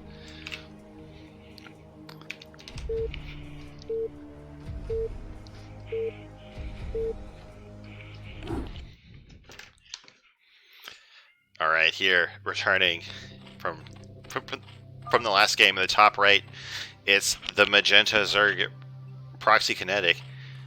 And in the bottom left, I don't know who this guy is. I've never seen him before. In the Yellow Terran, it's Neblime. For someone who has this name about disliking a certain thing, you think picking yellow would not be in the skill set. Is this the actual lime color? Like, I think it's not, right? It looks like yellow to me, but every time like there's a color that's kind of on the border, you make me question it. I'm like, I think so, but I am not sure. I'm pretty sure it's just... No, this is not just straight up. This might be the lime color. Or like yellow-green or whatever the hell it's called. It's not straight up yellow, though. You can see the difference of your shift tab. No? Yeah. No, you're right. Yeah. Alright, so this will be the poster child game to learn how to build all your Terran buildings, because yes. Neblime messes up his own SimCity in this game. Oh, can you imagine? oh, that'd be fantastic. And we can't ask him because he'll defend it in some kind of way. So we gotta just either trust his gospel or just say it's wrong and not let him defend himself. Don't have me. Oh, that's a great start. I love it. Oh, we got Lost Temple following, being followed by an ancient map from the early days of StarCraft. That's pretty sick. Did you play back when Lost Temple was the thing? Not like real StarCraft. I just played random, like, custom games and stuff. Anyway, what is actually going on in this game? Not a hatchery first. It is a pool first. Hold on. What was the pool number from this? Have we missed something? Because I feel like this is very early for this pool to be done. Well, considering you look at the supply, this is a 9 pool. Well, oh yeah, okay. Alright, fair enough. We have Kinetic themselves in the chat saying it was 9 pool. Alright, good to know. Not a 9 pool speed, so I guess not quite the best build ever. I mean, it gets some lanes on the map. If they do damage, great, but otherwise, without you getting gas, it does let you get us some money. You get that second hatchery without too much issue. It's just a weird step, but I think you can get a little bit of pressure on potentially. And look, that scout almost going down right there. Kinetic, don't get too distracted going for the scout, though. 1 hit to go, but you want to put that pressure on. As we see, the Neblime forced to pull a couple of SUVs, guard up that ramp, and see where we go from here. But this refinery is quite quick. Neblime, is he a dirty Goliath boy? We'll see what it ends up being. What's the rhyme for the Goliath build? I don't know. I think every time we talk about Goliath build, we just keep going. We haven't seen people do the Goliath build in a while, but early gas could be an indicator. It could be other tech builds as well, but we'll see what it ends up being here. But really guarding this ramp, doesn't want these lings to go on in. Kinetic tries to poke forward. Loses one, but, backs on off. No big deal, and should be able to keep gearing up at home. But look, this SEV, another scout's going to go on through, get all that juicy information you're looking for here. That is 2 hatch layer. I like how in chat Neblime just says, "Guys, I went 8 racks in base, and we didn't even notice." I didn't even know that was a thing. I just figured this was early racks. I don't know. Anyway, so yeah, we do see this very fast layer before the natural hatch is even done. Like you said, it seems like Neblime has 1 in gas after starting a factory. I don't know what that means. It's like that's not Goliath build, right? That's like it's gonna be like a vulture. Like I don't know, honestly. No, it should be Goliath. You don't need as much gas afterwards. Okay. Because you just need to get the factory out of the way, then you can pull guys out. Same way that when you see them against Protoss, they can pull it out to get the expansion faster. If you're going for Goliaths, they're not super gas intensive. Like you'll get everything you need off that. I think you added more in later, but we'll see what ends up being. A starport. All right. I have no fucking idea. The Neblime, this is the game you weren't in here for, huh? I think he's just testing us. He's just putting us trial fire. Like these fucking guys, I will be in the game to save them. Yeah, he's like sitting there like waiting. He's like, okay, now they're going to think it's the Goliath build. So now I'll build the starport. Oh, first Vulture does go out, reveals that there is some tech on the way. Going to be able to easily micro this, and these links all go down. No Marines lost, and this does buy time. Kinetic does know what's going on. Sunken has been done, so not a big issue here. Spire about halfway at this point, and we'll see what it's going to end up being from here. But with this starport already done and eBay on the way, it's going to be a Wraith. Neblime is really just trying to show off. I like it, though. It's going to be very exciting because I've never really seen Neblime play like this. Yeah, this is that 1-1-1 build that was popular for like half of a season of ASL, and no one ever did it again. So we'll see how it works out here. I feel like the Wraith is supposed to come out faster, though, right? Maybe this is the effect of the builds that these players open with, but I feel like the Wraith is supposed to get like some time to kill some Overlords before the Spire is done. Honestly, I couldn't speak to it. I haven't had to really watch a 1-1 since what was it, the Sparkle season? It's been quite a while, I think, that we've really seen this. So we'll see where it goes. But that was one of the big things about this build. Very flexible, that you can kind of adapt to whatever you need. No big deal. The first Wraith does find that Overlord, so at least going to set the opponent back here. Trying to, just make things a little bit slower here. We'll see where it goes from here. But mutas are going to be on the map soon. Turrets being made. The Neblime still has not taken a second expansion. All this tech does slow everything down, at least in that regard. But we'll see where it ends up going from here, from the Neblime getting kind of pressure on. Kinetic, though, they got the mutas. We'll see where it goes from here. And there's that Wraith. Let's see, is this the distraction? Do you go for the Wraith here, or do you try to get some damage done before the turrets protect everything? I think you just go for damage, right? Because, what can the Wraith do by itself? Maybe leave, one muta behind. I don't know. I don't really know what that math is. I like all of these Overlords hiding here in the top right, trying to hide behind the UI. Spore colony in the main mineral line, so maybe this Wraith will get some damage done. There's 5 mutas here outside the Terran base. Turret, the one turret is up here, trying to get turret number 2 up, and there are several Marines here defending it. And the vessels are coming out very quickly. This is the real strength of the 1-1-1 build. You get to this tech really fast. You can power on one base for a long time and kind of just be ahead of where the Zerg expects you to be. Oh, look at the top left in the blind. Oh, did I miss it? Oh my god. Barely missed the drone. Oh no. I mean, you got this flying unit. You can get out there. You'll get that scouting info. It's not that big a deal. And the fact that Kinetic has not had too much opportunity to really harass these mutas, this 2-hatch lair, when it's not putting any kind of pressure on, really isn't quite the build that you feel super great about. But you can see now going to move in here. With plenty of turrets waiting for him. Plenty of Marines as well. Wraith finally gets picked off, so that's not so bad. And you can get a couple Marines as well. But don't overextend. I think Kinetic, looking like they're a decent spot, even supply for the Zerg, usually never a bad sign as far as things go. And there's that hatchery going down at the top left. Try and go for that double gas, see if it ends up working out. All these games are blended together. Was it Kinetic who built the... No, it was a... Yeah, it was in the last game. It was Kinetic who went into this top left base too, right? Mm-hmm. Yep. Yeah, so if you play Kinetic, check the top left.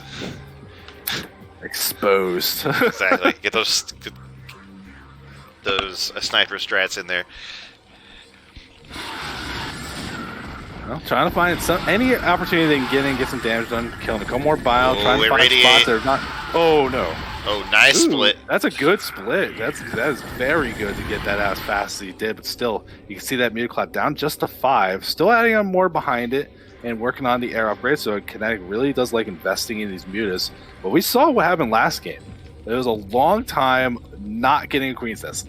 When he lost the third, never took it again. Didn't really focus on droning up a lot either, so I don't know if that's going to work quite as well this game if you really tunnel vision on his aggression against a build like the Blinds. I think he's really focusing on the fight. He wants to be ready to be combat ready.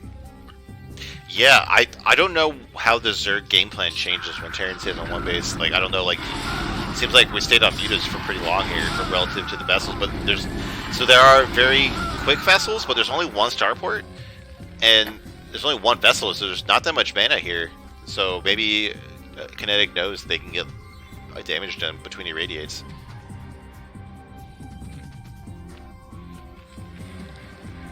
Well, that top left base does. Yeah. Sorry, go ahead. Top left base does finish up, so we're going to be able to start mining that. Especially if you start working towards the hive, getting that 4 gas access is going to be super nice. But still, it's just music going on. Second rate goes down. Is this one split as quickly? No, unfortunately. Big damage going down. Bree's going to chase it. Oh my god. He is very pleased up. This is maximum value, unfortunately. And Kinetic, the first one looks so good. The second one, I think the Blind might even think about just moving out or doing that much damage. Yeah, I mean, you got to leave your base at some point, right? Like, do you though? Ooh, oh, Scourge gonna try to poke in. They can find an opportunity. Always sadly, but I think Neblime is on top of it. This science vessel just flew to a different continent right now to avoid these Scourge. See, we're seeing Sunkens made in the top left. And the Blind just scanned the 12, so knows that the third base is not in the space it's supposed to be. Which, honestly, that's a relief, because if this is the 12 and there's lurkers on that thin ramp, that's hard to kind of push up. If it's that base at the top left, wider openings, multiple entrances, it's hard to connect it at all. And the Blind doesn't even care about it. He's just going to move across the map. Now, we do got a little Link counterattack. Is that going to be enough to distract the Blind, or is he going to keep going for the attack here? Link's going to move in. They're going to force the decision. The Blind pushes forward. It's going to be pretty scary. I don't know if reinforcements have any chance of pulling this off. All the mutas die. I guess maybe with the SCVs, Terran might be something up. Meanwhile, at the Zerg base, we have a line of 3 Sunkens and 3 Lurkers. There's 2 vessels here. They're going to be able to clear out most of these Lurkers here, but is it going to be enough? There's only 1 irradiate, so it's going to be a slow process, but still, that's slowing down the Blind. That can't go forward. I think you don't want to charge to a bunch of Lurkers with this help here. And, a bunch of Scourge. Oh my god. You're going to be able to get these vessels. Gets one, but not the other. Still, it's great. Gets the one that had more energy, so the next array is miles away at this point. The Links finally get cleaned up, but I think Kinetic's counterattack definitely has done more damage so far, especially since it just keeps buying time for that top left to get established. Which the Blind scanning again, just trying to get an idea what's going on. Scans the main and sees that the hive is just on the way. That's not done. You're not worrying about the filers. We'll see what kind of decision he's going to make knowing that. Yeah, I wonder as the Terran, do you assume that it's a hidden third, or is it because you went to one base, you think the Zerg is still on 2 base? I don't know. This is something that I have problems with in PvZ. Is I'm like, okay, have they not scouted, or have I not scouted the expansion? Because they can go anywhere. Well, we see 2 SCVs on the map now, so I think the jig will be up quite soon. Another radiate is going to go down, so Lurkers slowly getting picked off, but still, it is 5 sunk. It's still a little bit robust here, and the Blind is finally going to find that base. Oh, God, come on, man. Don't stop there. No. They're everywhere but there. Oh, my God. See, meanwhile, that hive is almost done. When we see defilers, this base is basically going to be unkillable until Neblime gets a lot more vessels.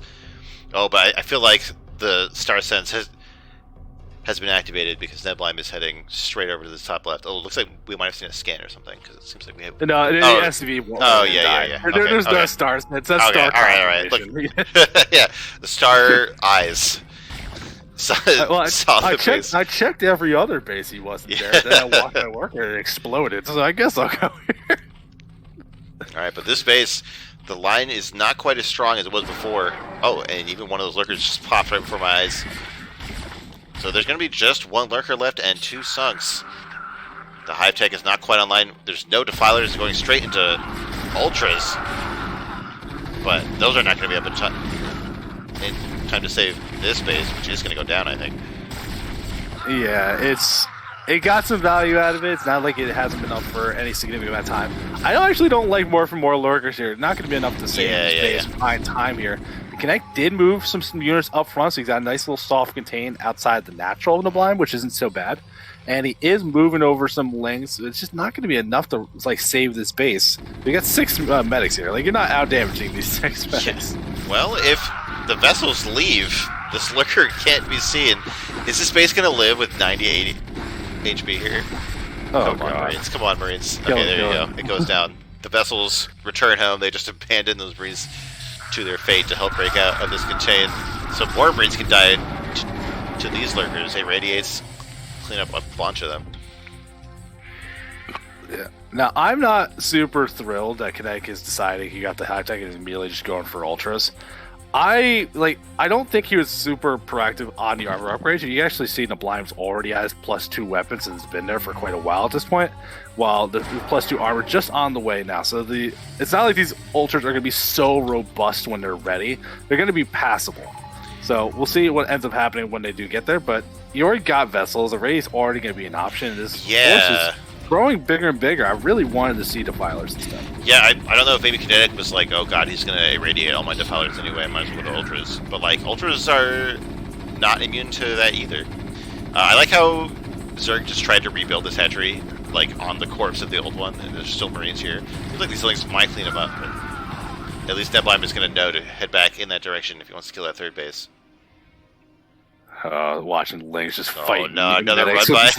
No. But there's still some bunkers here with a few Marines in them, but the medic is not able to block the ramp. We have more lanes in the mid. I think Neblime thought about turning around, decided against it. Now we have this. Oh god, look at this. We have all the medics taking a different route than all of the bio units. I don't think it'll matter this game, but like that's absolutely cost people games before. That's tilting, and I'm not even tearing. It seems like those links were cleaned up in the main, though. Yeah, you still got the ones on the left side. Neblime trying to take their third base. That could be an opportunity to shut this down. Kinetic did take a base in the bottom right as well. I think, assuming that the top wave was a long cost, but seems okay so far.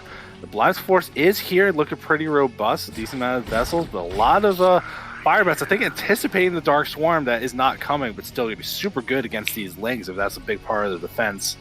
And you see more reinforcements. We're wondering when Neblime wants to pull the trigger. Hitting the Scourge! Oh, what a move. Sick. Oh, but loses the vessel into a spore colony. We have a bunch of ultras here. There's no speed. I think the kindness plating is done. Is it going to be enough? I think with the Sunkens, I think Zerg is going to be able to pull onto the space. Yeah, unfortunately, the fire bat's not going to be great against these ultras. It's not going to do the damage we're looking for here. But still, we've got a couple Sunkens killed, but the ultra's now on the map, working towards that speed as well. But Neblime well ahead of the game, working towards that +3 weapon. So there's going to be a period where these ultras are not going to be very robust against the bio. Once that does finish up, and I really want to see that armor upgrade go through for Kinetic, get to that final stage. He's working on the melee attack instead, so fortunately not going to be an issue. Neblime moves towards the bottom right, wants to shut down this fresh base instead. Yeah, the ultras move preemptively. Like as soon as Kinetic saw that scan, he sent those ultras down, but they don't have the speed upgrade yet. They're not going to get there too quickly. I think Neblime might be able to kill this hatchery. maybe. A little short. I think maybe he didn't stop to kill some of those drones when he got there, that he might have had a chance. But I think even then, just a little, not enough time. A couple units too short, unfortunately. And so Kinetic's going to be able to save the space, still on 4. 2 of them are in opposite corners as well, so it's going to make it hard for Neblime to actually effectively push. But this did buy time for Neblime. He's got that third base completely finished now. Of being access to another gas if he wants it. We do see the final amount on the way, but these upgrades are nearing completion for Neblime, so I think this army will start getting scary eventually. But it's going to have to survive these ultras up the front. There's a couple bunkers here, but that's not really a whole lot of stuff compared to all the melee instead. Seems like the bio count was completely reset. I'm not sure what happened here. There's only a handful of Marines in these bunkers that Neblime taps out to this force of ultras. Wow, I did not expect the game to end. Like, wow, I thought that was going to go on for a while longer. Yeah, some of those fights went a little more one-sided than I was expecting as well, and I think it's so hard when you make that big move out to punish one of those Zerg expansions and your stuff gets cleaned up, because like it's all this time to move out there plus the units getting killed off and everything. And he was on one base for so long, it's not like he had a ton of economy to back it all up. It got better later in the game, but early on trading those units for those kind of attacks, kept resetting things and just buying more time for the Zerg. Well, we're in our final game of the night. It's Neblime, and the opponent is ShroomOfDoom. And do you know what that means? Saetzero? It's going to be shenanigans. It's going to be a Terran versus Terran. Buckle up, everybody. All right. Hey, I'm not... So Strap it! The biggest problem I have TVT I don't deal with. I don't know where to observe TVT. I'll watch TVT. That's fine. All right, here we go. In the top right, in the pale brown Terran, it's ShroomOfDoom. They did top versus bottom. They did. And the bottom left, it's the pink Terran. Neblime. All right, never mind. Don't even do this to yourself, it's red versus blue. Lightstorm says, Hydra ZVZ doesn't sound too bad right now. Well, now, listen, Neblime, actually, what do you think about Hydra ZVZ? Do you think it's fun? Like, Neblime hates it, I love it. It's like objectively terrible, but like I think it's fine to for entertainment value. I think it's fine to see once in a while. It's like when you go out to a bar and you get shots with your buddies. You're not doing it all the time anymore. You're not in the mood for that shit. But once in a while, spice things up. Throw one in there. That's how I feel about the Hydra ZVZ. You can be like one every couple of weeks. I'm feeling good. I'm like, oh, this is exciting. This is interesting. Well, we're not going to see that. So this is TVT, of course. Infamous for it being a long matchup. And infamous for being a Neblime's favorite. How funny would it have been if, we were all hyped for a Neblime TVT and he got, BBS or something? That would have been sick. But we're not going to see that. This barracks from Neblime, though, is going to be pretty far forward. It's not going to be like an ARAX or anything. I don't think it's really going to be aggressive. I think it's just going to be for scouting. Yeah, just for scouting, honestly. The faster you get to your opponent's base, the better you get the info. And I think really what we're just looking for here is if either player wants to do a gasless expand, which with both fires on the way, I don't see not. I remember asking Neblime about that quite a lot, that it's just well, you get this safe expansion, you can get it up so quick, isn't that great? And neither player willing to give up the map control that would allow you to do. I think if there's an option maybe to see CC first from one of these players, but I think both players just want to play a stable game. As I think Neblime mentioned in chat, these guys have played against each other plenty of times. It's not like they don't know what they're getting into. I'm kind of surprised that Neblime sent a second scouting SCV. It's not going to get there that much faster than the one that building the barracks. So I don't know. I'm kind of curious. It doesn't seem like there's anything too wild to scout. So given that it's TVT, I'm trying to think about. Oh, Neblime says expecting CC first. So that's why we've done what we've done here. Very interesting. I'm trying to think about the long term of this game, and you can't really split this map in half evenly. Someone's gonna get both of the bottom right bases, and someone's gonna get the top left, but it's not really equal. So I don't know how.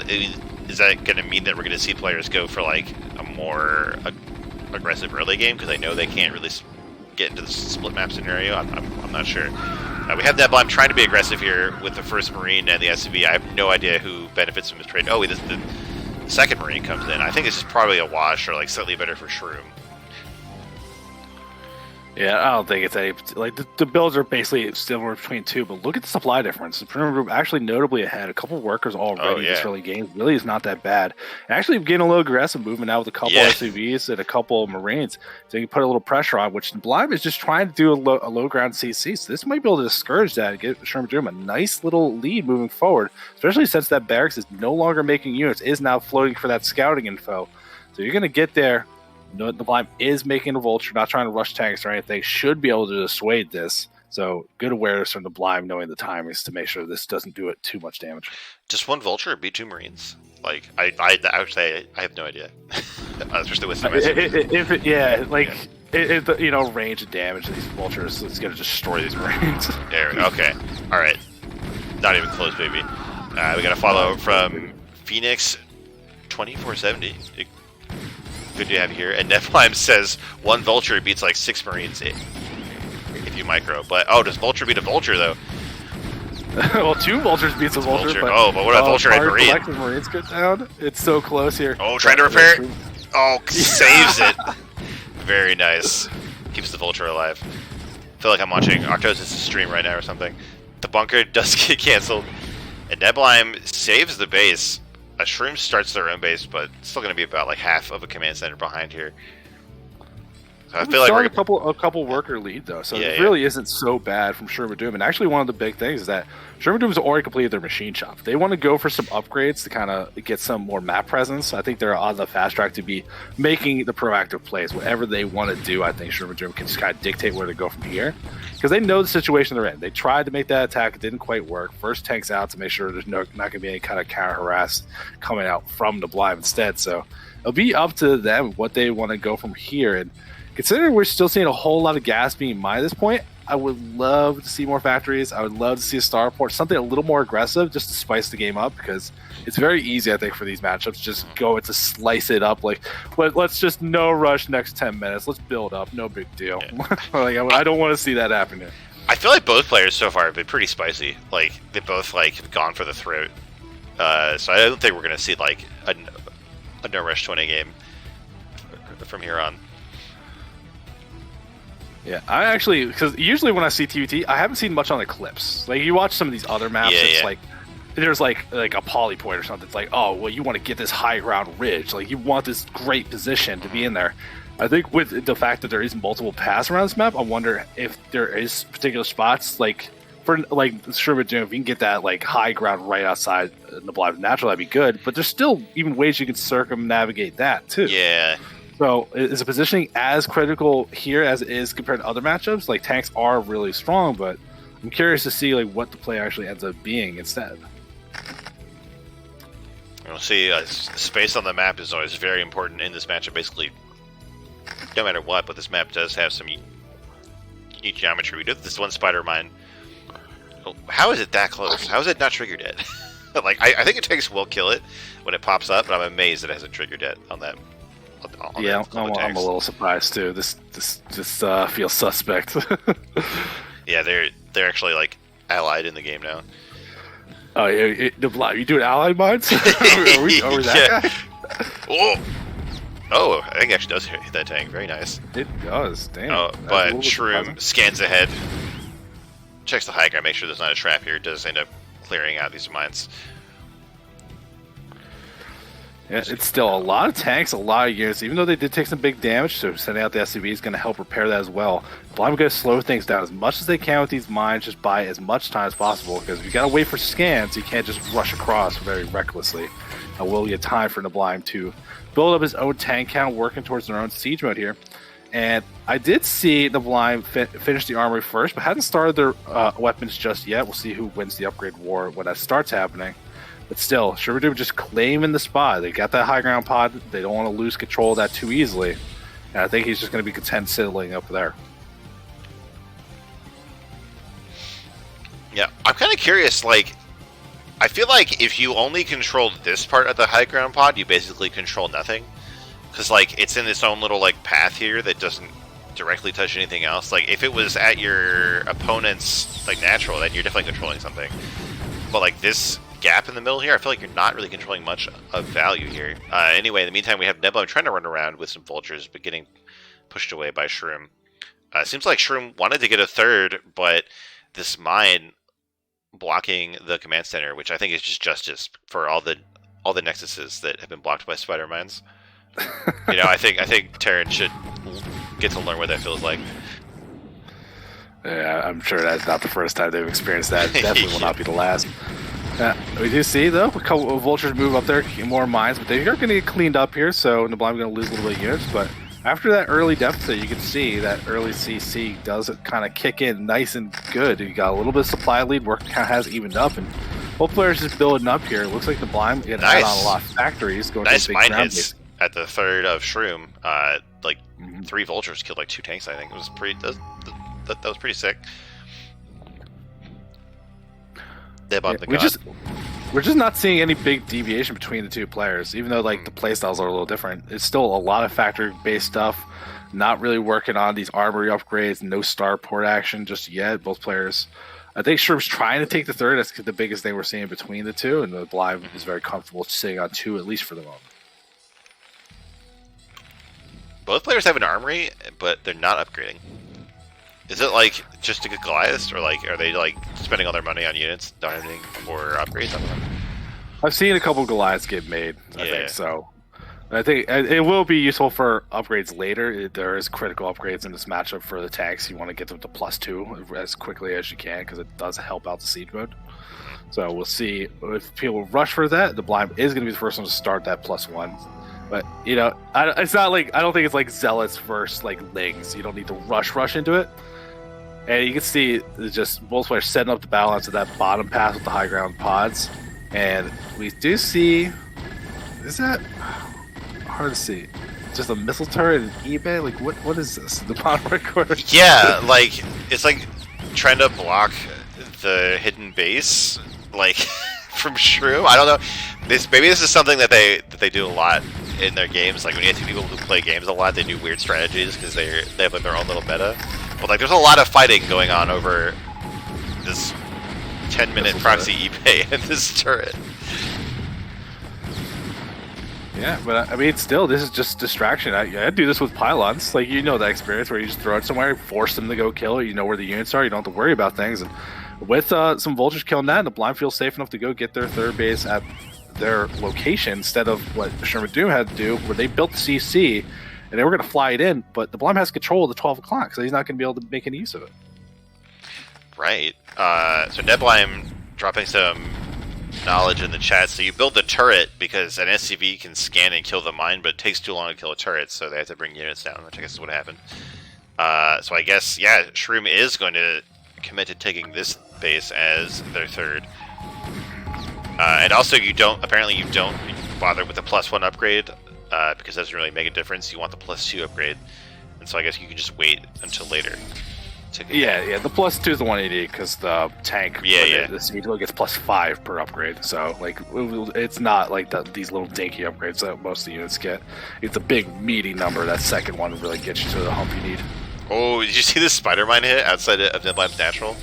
Like, 3 vultures gave their lives to spider mine a tank. and this is turning into an actual fight here in between the natural and third of Neblime, but I think Neblime has enough to hold it up. The spider mines, and like I said, they have no friends. Just what? I don't know what's going on with these mines. But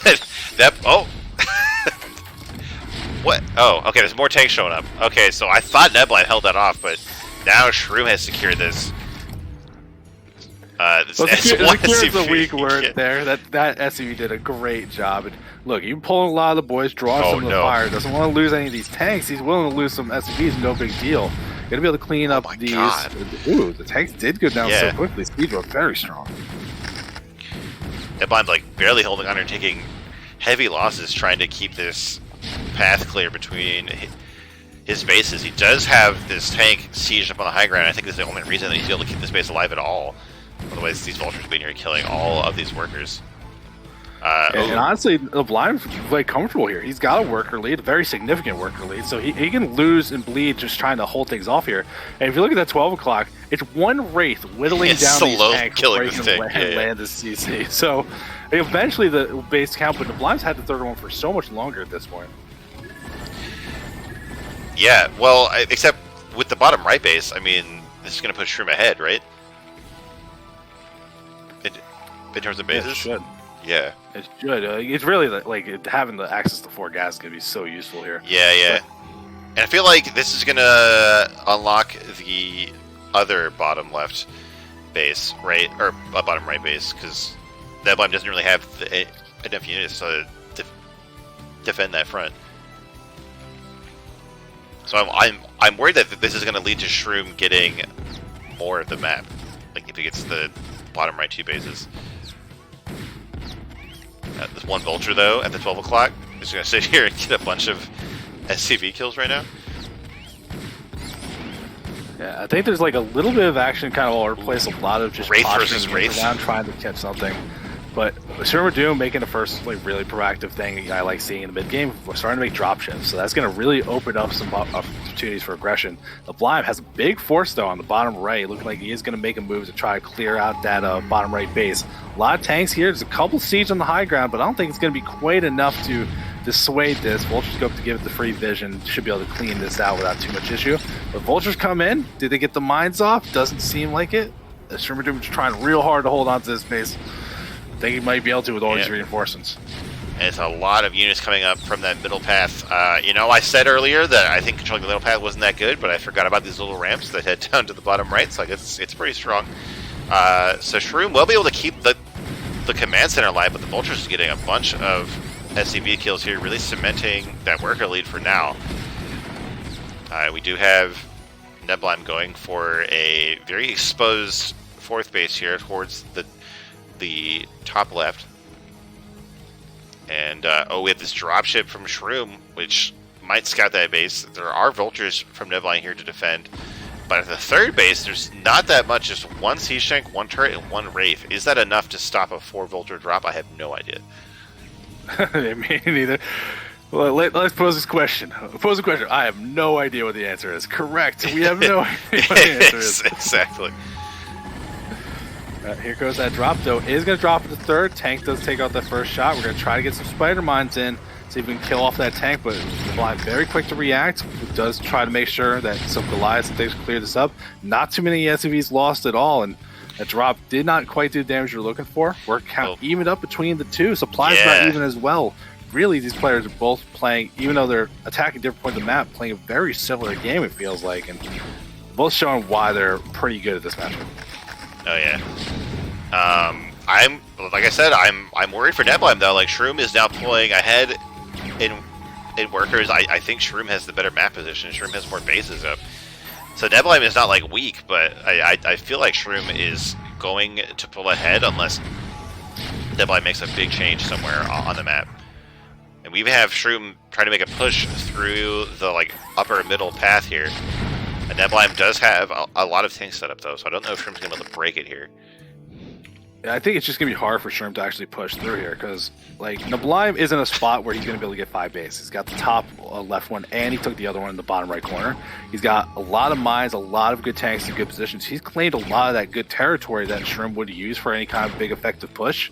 That's why I wanted to see dropships. I think that's a good way to kind of circumnavigate some of this stuff. Right. But you see Shroom trying to claim up their own spot instead. Like getting control of some of these areas is not really as hard as the part. It's actually breaking through when you want to make the attack. But with so many paths to move through here, it's gonna be hard if Shroom feels the pressure to make that first move. Where do you go for it? Because if your opponent sees you commit to one of these paths, they can make a counter play for somewhere else or push one of your other bases instead. I don't know. I have to point it out. There's this little drama going on at the bottom right where there's a Wraith shooting a tank while SCVs repair the tank and build a turret underneath the Wraith. I just thought that was pretty amazing. We have Shroom trying to secure the other bottom right base. Looks like Neblime was trying to expand there. The SCV got killed, and there's 3 HP left on the command center. Is Neblime gonna be able to? I don't think Neblime's gonna be able to save that. Like even if you did, like tanks can sit in the base of Shroom and shoot the base of Neblime. So I don't know about this. Oh, he's got a lot of vultures and Goliaths. I think he does want to make the move, or at least make sure Shroom doesn't get control of that area. Because, like, as far as the map goes, this is the way, if it's gonna split, this is how it would split, right? Across the diagonal, and that top left would be the no man's land. It's like, if you control that, you're in a great spot. So I think that's what we're looking for here. Neblime does move forward. These siege tanks are strong, but are they strong enough? We see some mines being laid down, but they're not quite in range of these tanks. Unfortunately, the vultures all get cleared out. Still, no one gets to make a claim for that base, though. It's just gonna sit there, 99% completed forever.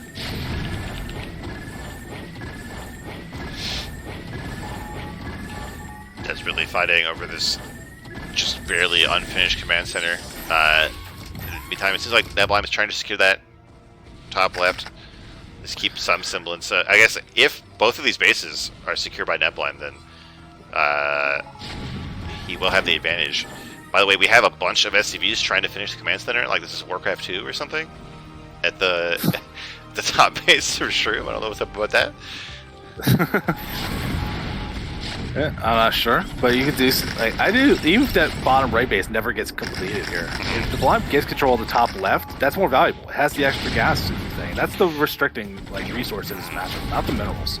So we'll see what ends up happening here. A lot of scans going down. Still a lot of fight. Neblime slowly getting control of that area, and finally does complete that bottom left base.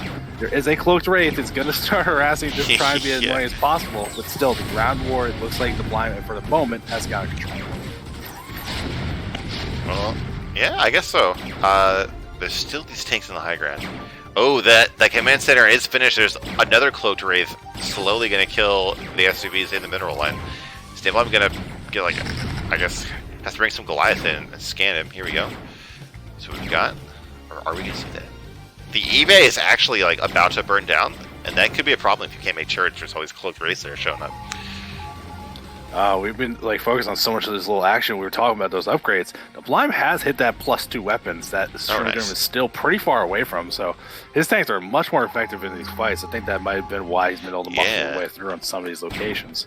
And ShroomOfDoom, you got to think about what is their next step. Is it going to be some kind of drop play, either mass drop or just some kind of harass, something to get open, or do you try to muscle through some of these other areas? Because as things are standing right now, the Neblime's in a great spot, managing to be up a base and have access to the double gas at the top left. Even though he hasn't made the refiners yet, he'll be able to whenever he feels ready for it. Oh, we have a big push here in the bottom right of the map. ShroomOfDoom has a bunch of tanks, but they're super clumped. Are we going to see some 6 siege hits here? 3 ratio. Oh my god, all those tanks just evaporate, and there's at least 1 Goliath here, so all the race have to run away. Seems like Neblime is going to secure this base. I cannot believe that both players have these bases that are so close to each other, like in this matchup where siege tanks exist.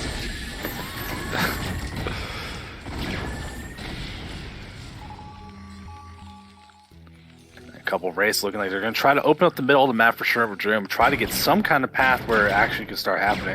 I think if you get control of that spot where those races are right now, that would give you a way to push into that bottom right base that constantly fighting over as they've been all game. Yeah, these Goliaths. There's the reinforcements. The Neblime's having none of it. Well, and +3 is done for Neblime, so these tanks are going to be pouring out so much damage. I like how Terran doesn't even bother to get the armor upgrade in this matchup, because tanks just deal so much damage. Yeah, I don't remember exactly, but I think if you had +3 armor and your opponent only had +2 weapons, you take an extra tank hit. Like, that's it.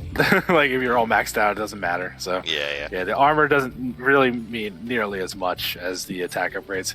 And ooh, ShroomOfDoom, what are you doing, buddy? I see that physics lab. Yeah, we see ship weapons, the physics lab. So Shroom is going to continue this air focus and get some battle cruisers, which is really hype.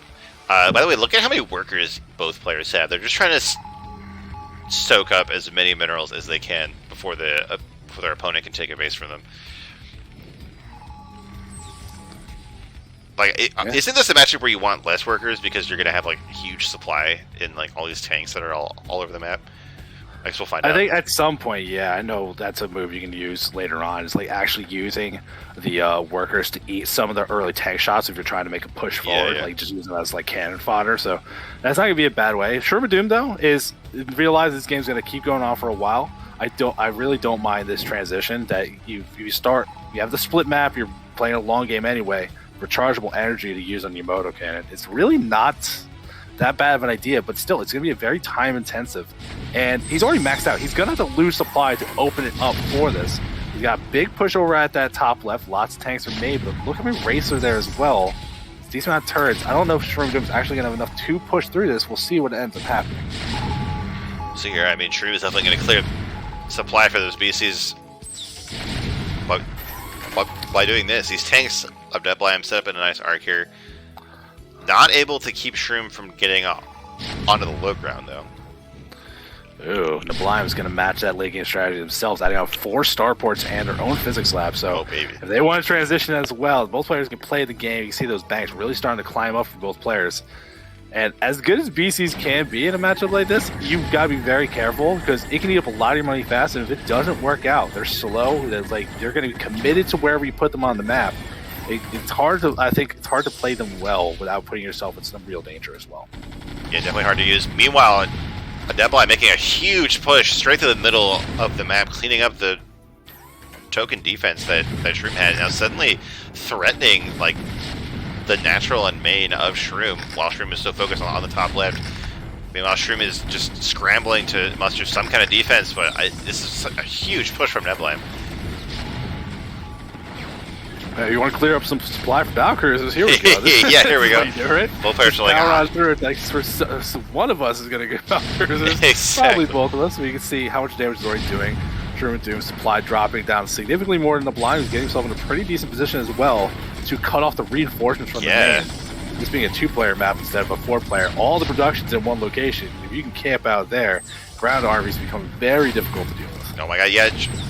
Neblime is trying to just cover the factories here by running up with these Goliaths taking heavy casualties, but like if you can get tanks on your opponent's factories, I don't know what you do in this matchup. Seems like maybe Shroom has just barely enough to keep that from happening.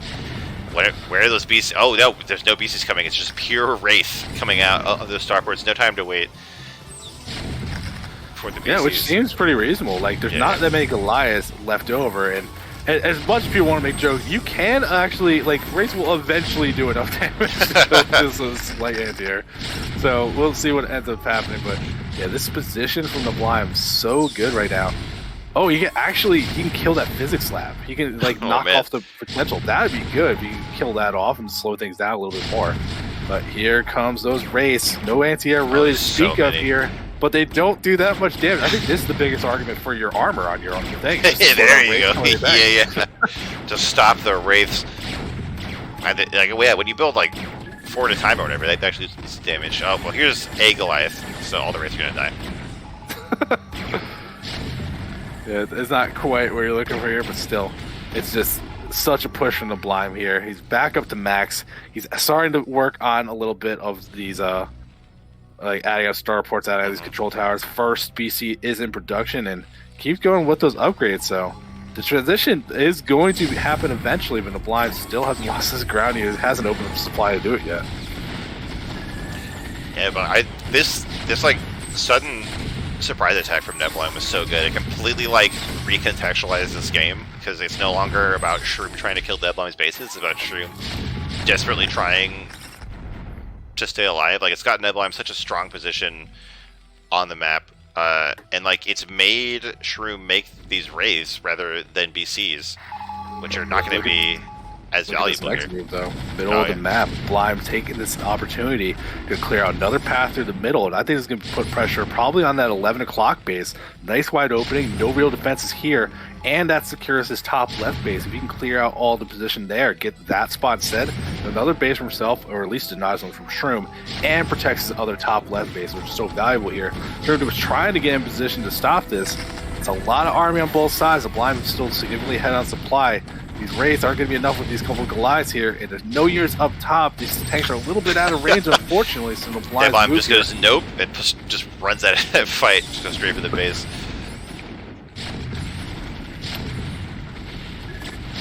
And all the while, as he's losing supply, it's just becoming Valkyries. He doesn't really care. Yeah. Starting to move into this very different phase of this game. I don't know what happened, but like suddenly Neblime was like, "All right, I've taken enough damage. I'm going to attack you now." I think this the anime moment where it's like, you're done playing around. Now I'm gonna get real. Neblime doing the manner pause, trying to look up like, how do I split battle cruisers for Yamato on Liquipedia or something. Honorable Neblime would never do anything like that. Don't insinuate that just because he's from Australia. Come on, man. Let's say so. Neblime said that even with all these comp sets, he ran out of energy, and I checked. Oh no, he forgot about the bottom right. There's still 3 scans. He lied. You just hear that going off constantly. It's one of the most important things is to keep constantly doing it. ShroomOfDoom has a lot of tanks moving towards that top left, but Neblime has so much money at this point. He's done so much damage. Do you just forfeit this base and go for like another big attack to like just trade off things? Because you can afford to do so. Apparently, you pull all of the boys. Anyway. Yeah. Oh, I think they got 1 tank. Damn, they got slaughtered. By time for 2 tanks to show up from Neblime, I don't think it's going to be enough. Oh, but when they siege, I think the SCV is like double their effectiveness against these tanks. Yeah, but here comes the cruisers, man. Finally, slowly rolling up. They got it right at that. Oh, here we go. Finally, yeah. There's no real anti-air here. This is all tanks. ShroomOfDoom now on the ropes, having to kind of be selective about what they build. So these cruisers will eventually be able to whittle everything down and kind of stop this from happening. Didn't kill the CC, so you're going to be able to rebuild that at some point. And the Flayed of Race from the top from ShroomOfDoom, going to try to fight that as well. But still, this is all this commitment in the top left. Neblime has another opportunity to just make another big punch attack somewhere else. Here are all these Wraiths. They're good at killing battle cruisers, especially quite quickly. So they're trying to get away with these turrets. I don't think they're going to make it. At what point do you start getting like some Valkyries to defend your BCs from Wraiths? That is a Neblime question. He can answer that if you want to. Yeah, is there a rhyme for that? I think you're going more for the lights, though. Just much more effective as far as like the gas cost, and I think supply too. Well, I mean, like you need like 2 Valkyries to kill like 100 Wraiths, though, right? Like I think that's pretty efficient. And Neblime says, honestly, I should already have 1 or 2. Yeah, I feel like that would make sense. It's insane. Oh wow! Yeah. So Neblime had 2 eBays. I just realized. Yeah. So we do see Neblime is again pushing through that bottom middle area through those high ground pods, and still all focused up at the top left. More scans going down, and we'll see if Neblime wants to fight this force. Still a lot of Wraiths are available, but if he wants to make a move somewhere else, I think there's an opportunity to do so. A lot of ground units moving through the middle of the map, a lot of reinforcements on the air up at the top left. Nice. Sorry, I just saw you, Yamato. I thought it was cool. We so rarely get to see it. It is cool. Yeah.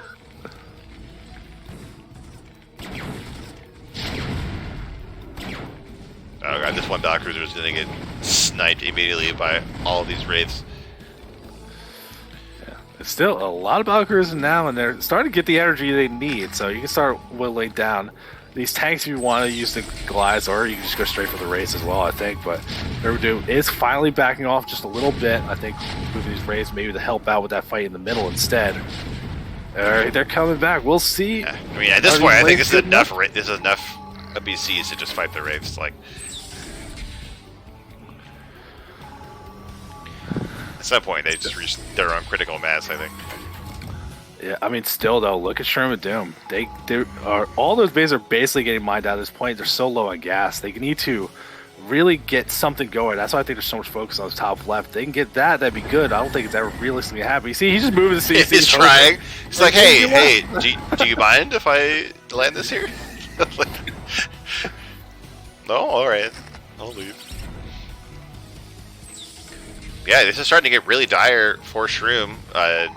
Neblime forced a more favorable split of the map, and I think it's paying off now. Like, Shroom is running out of gas, like you said, and like Shroom just, like, with that's enough gas for like 1.5 BCs or something. It's not enough to threaten a Neblime's like dominance of the air right now. So I think this is going to be really hard for Neblime to lose, I think.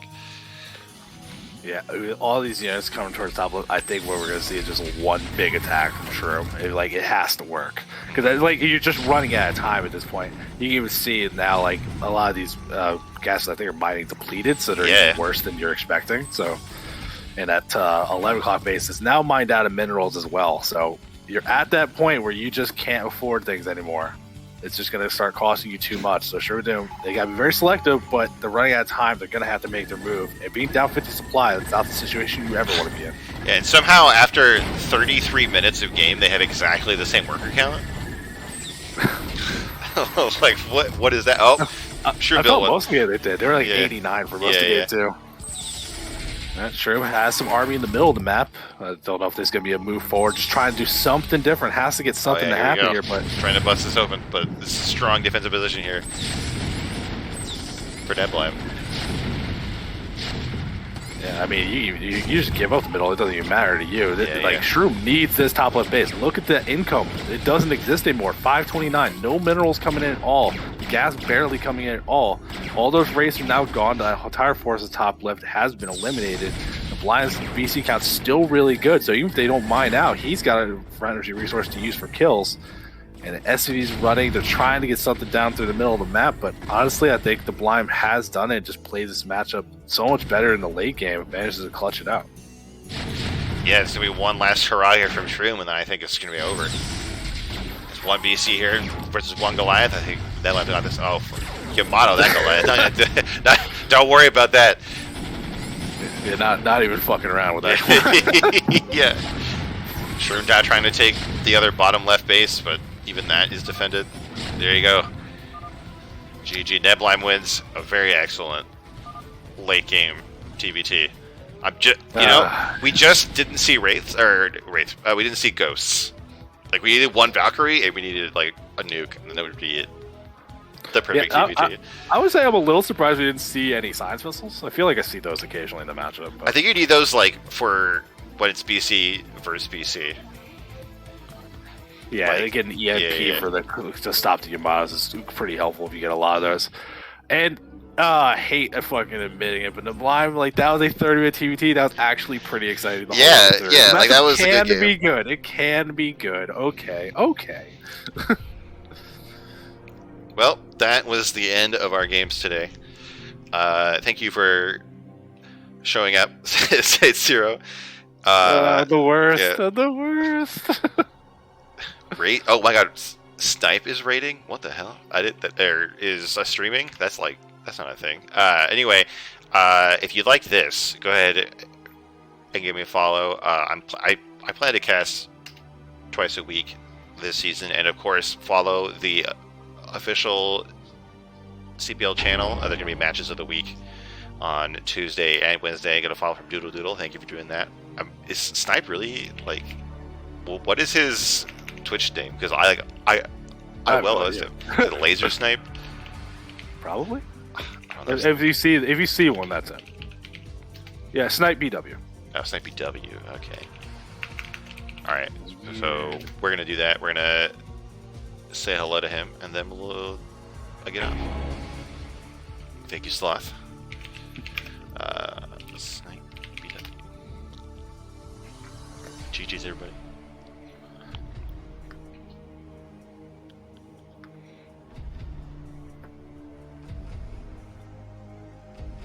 Always louder too, but I'm not feeling All right, we're done.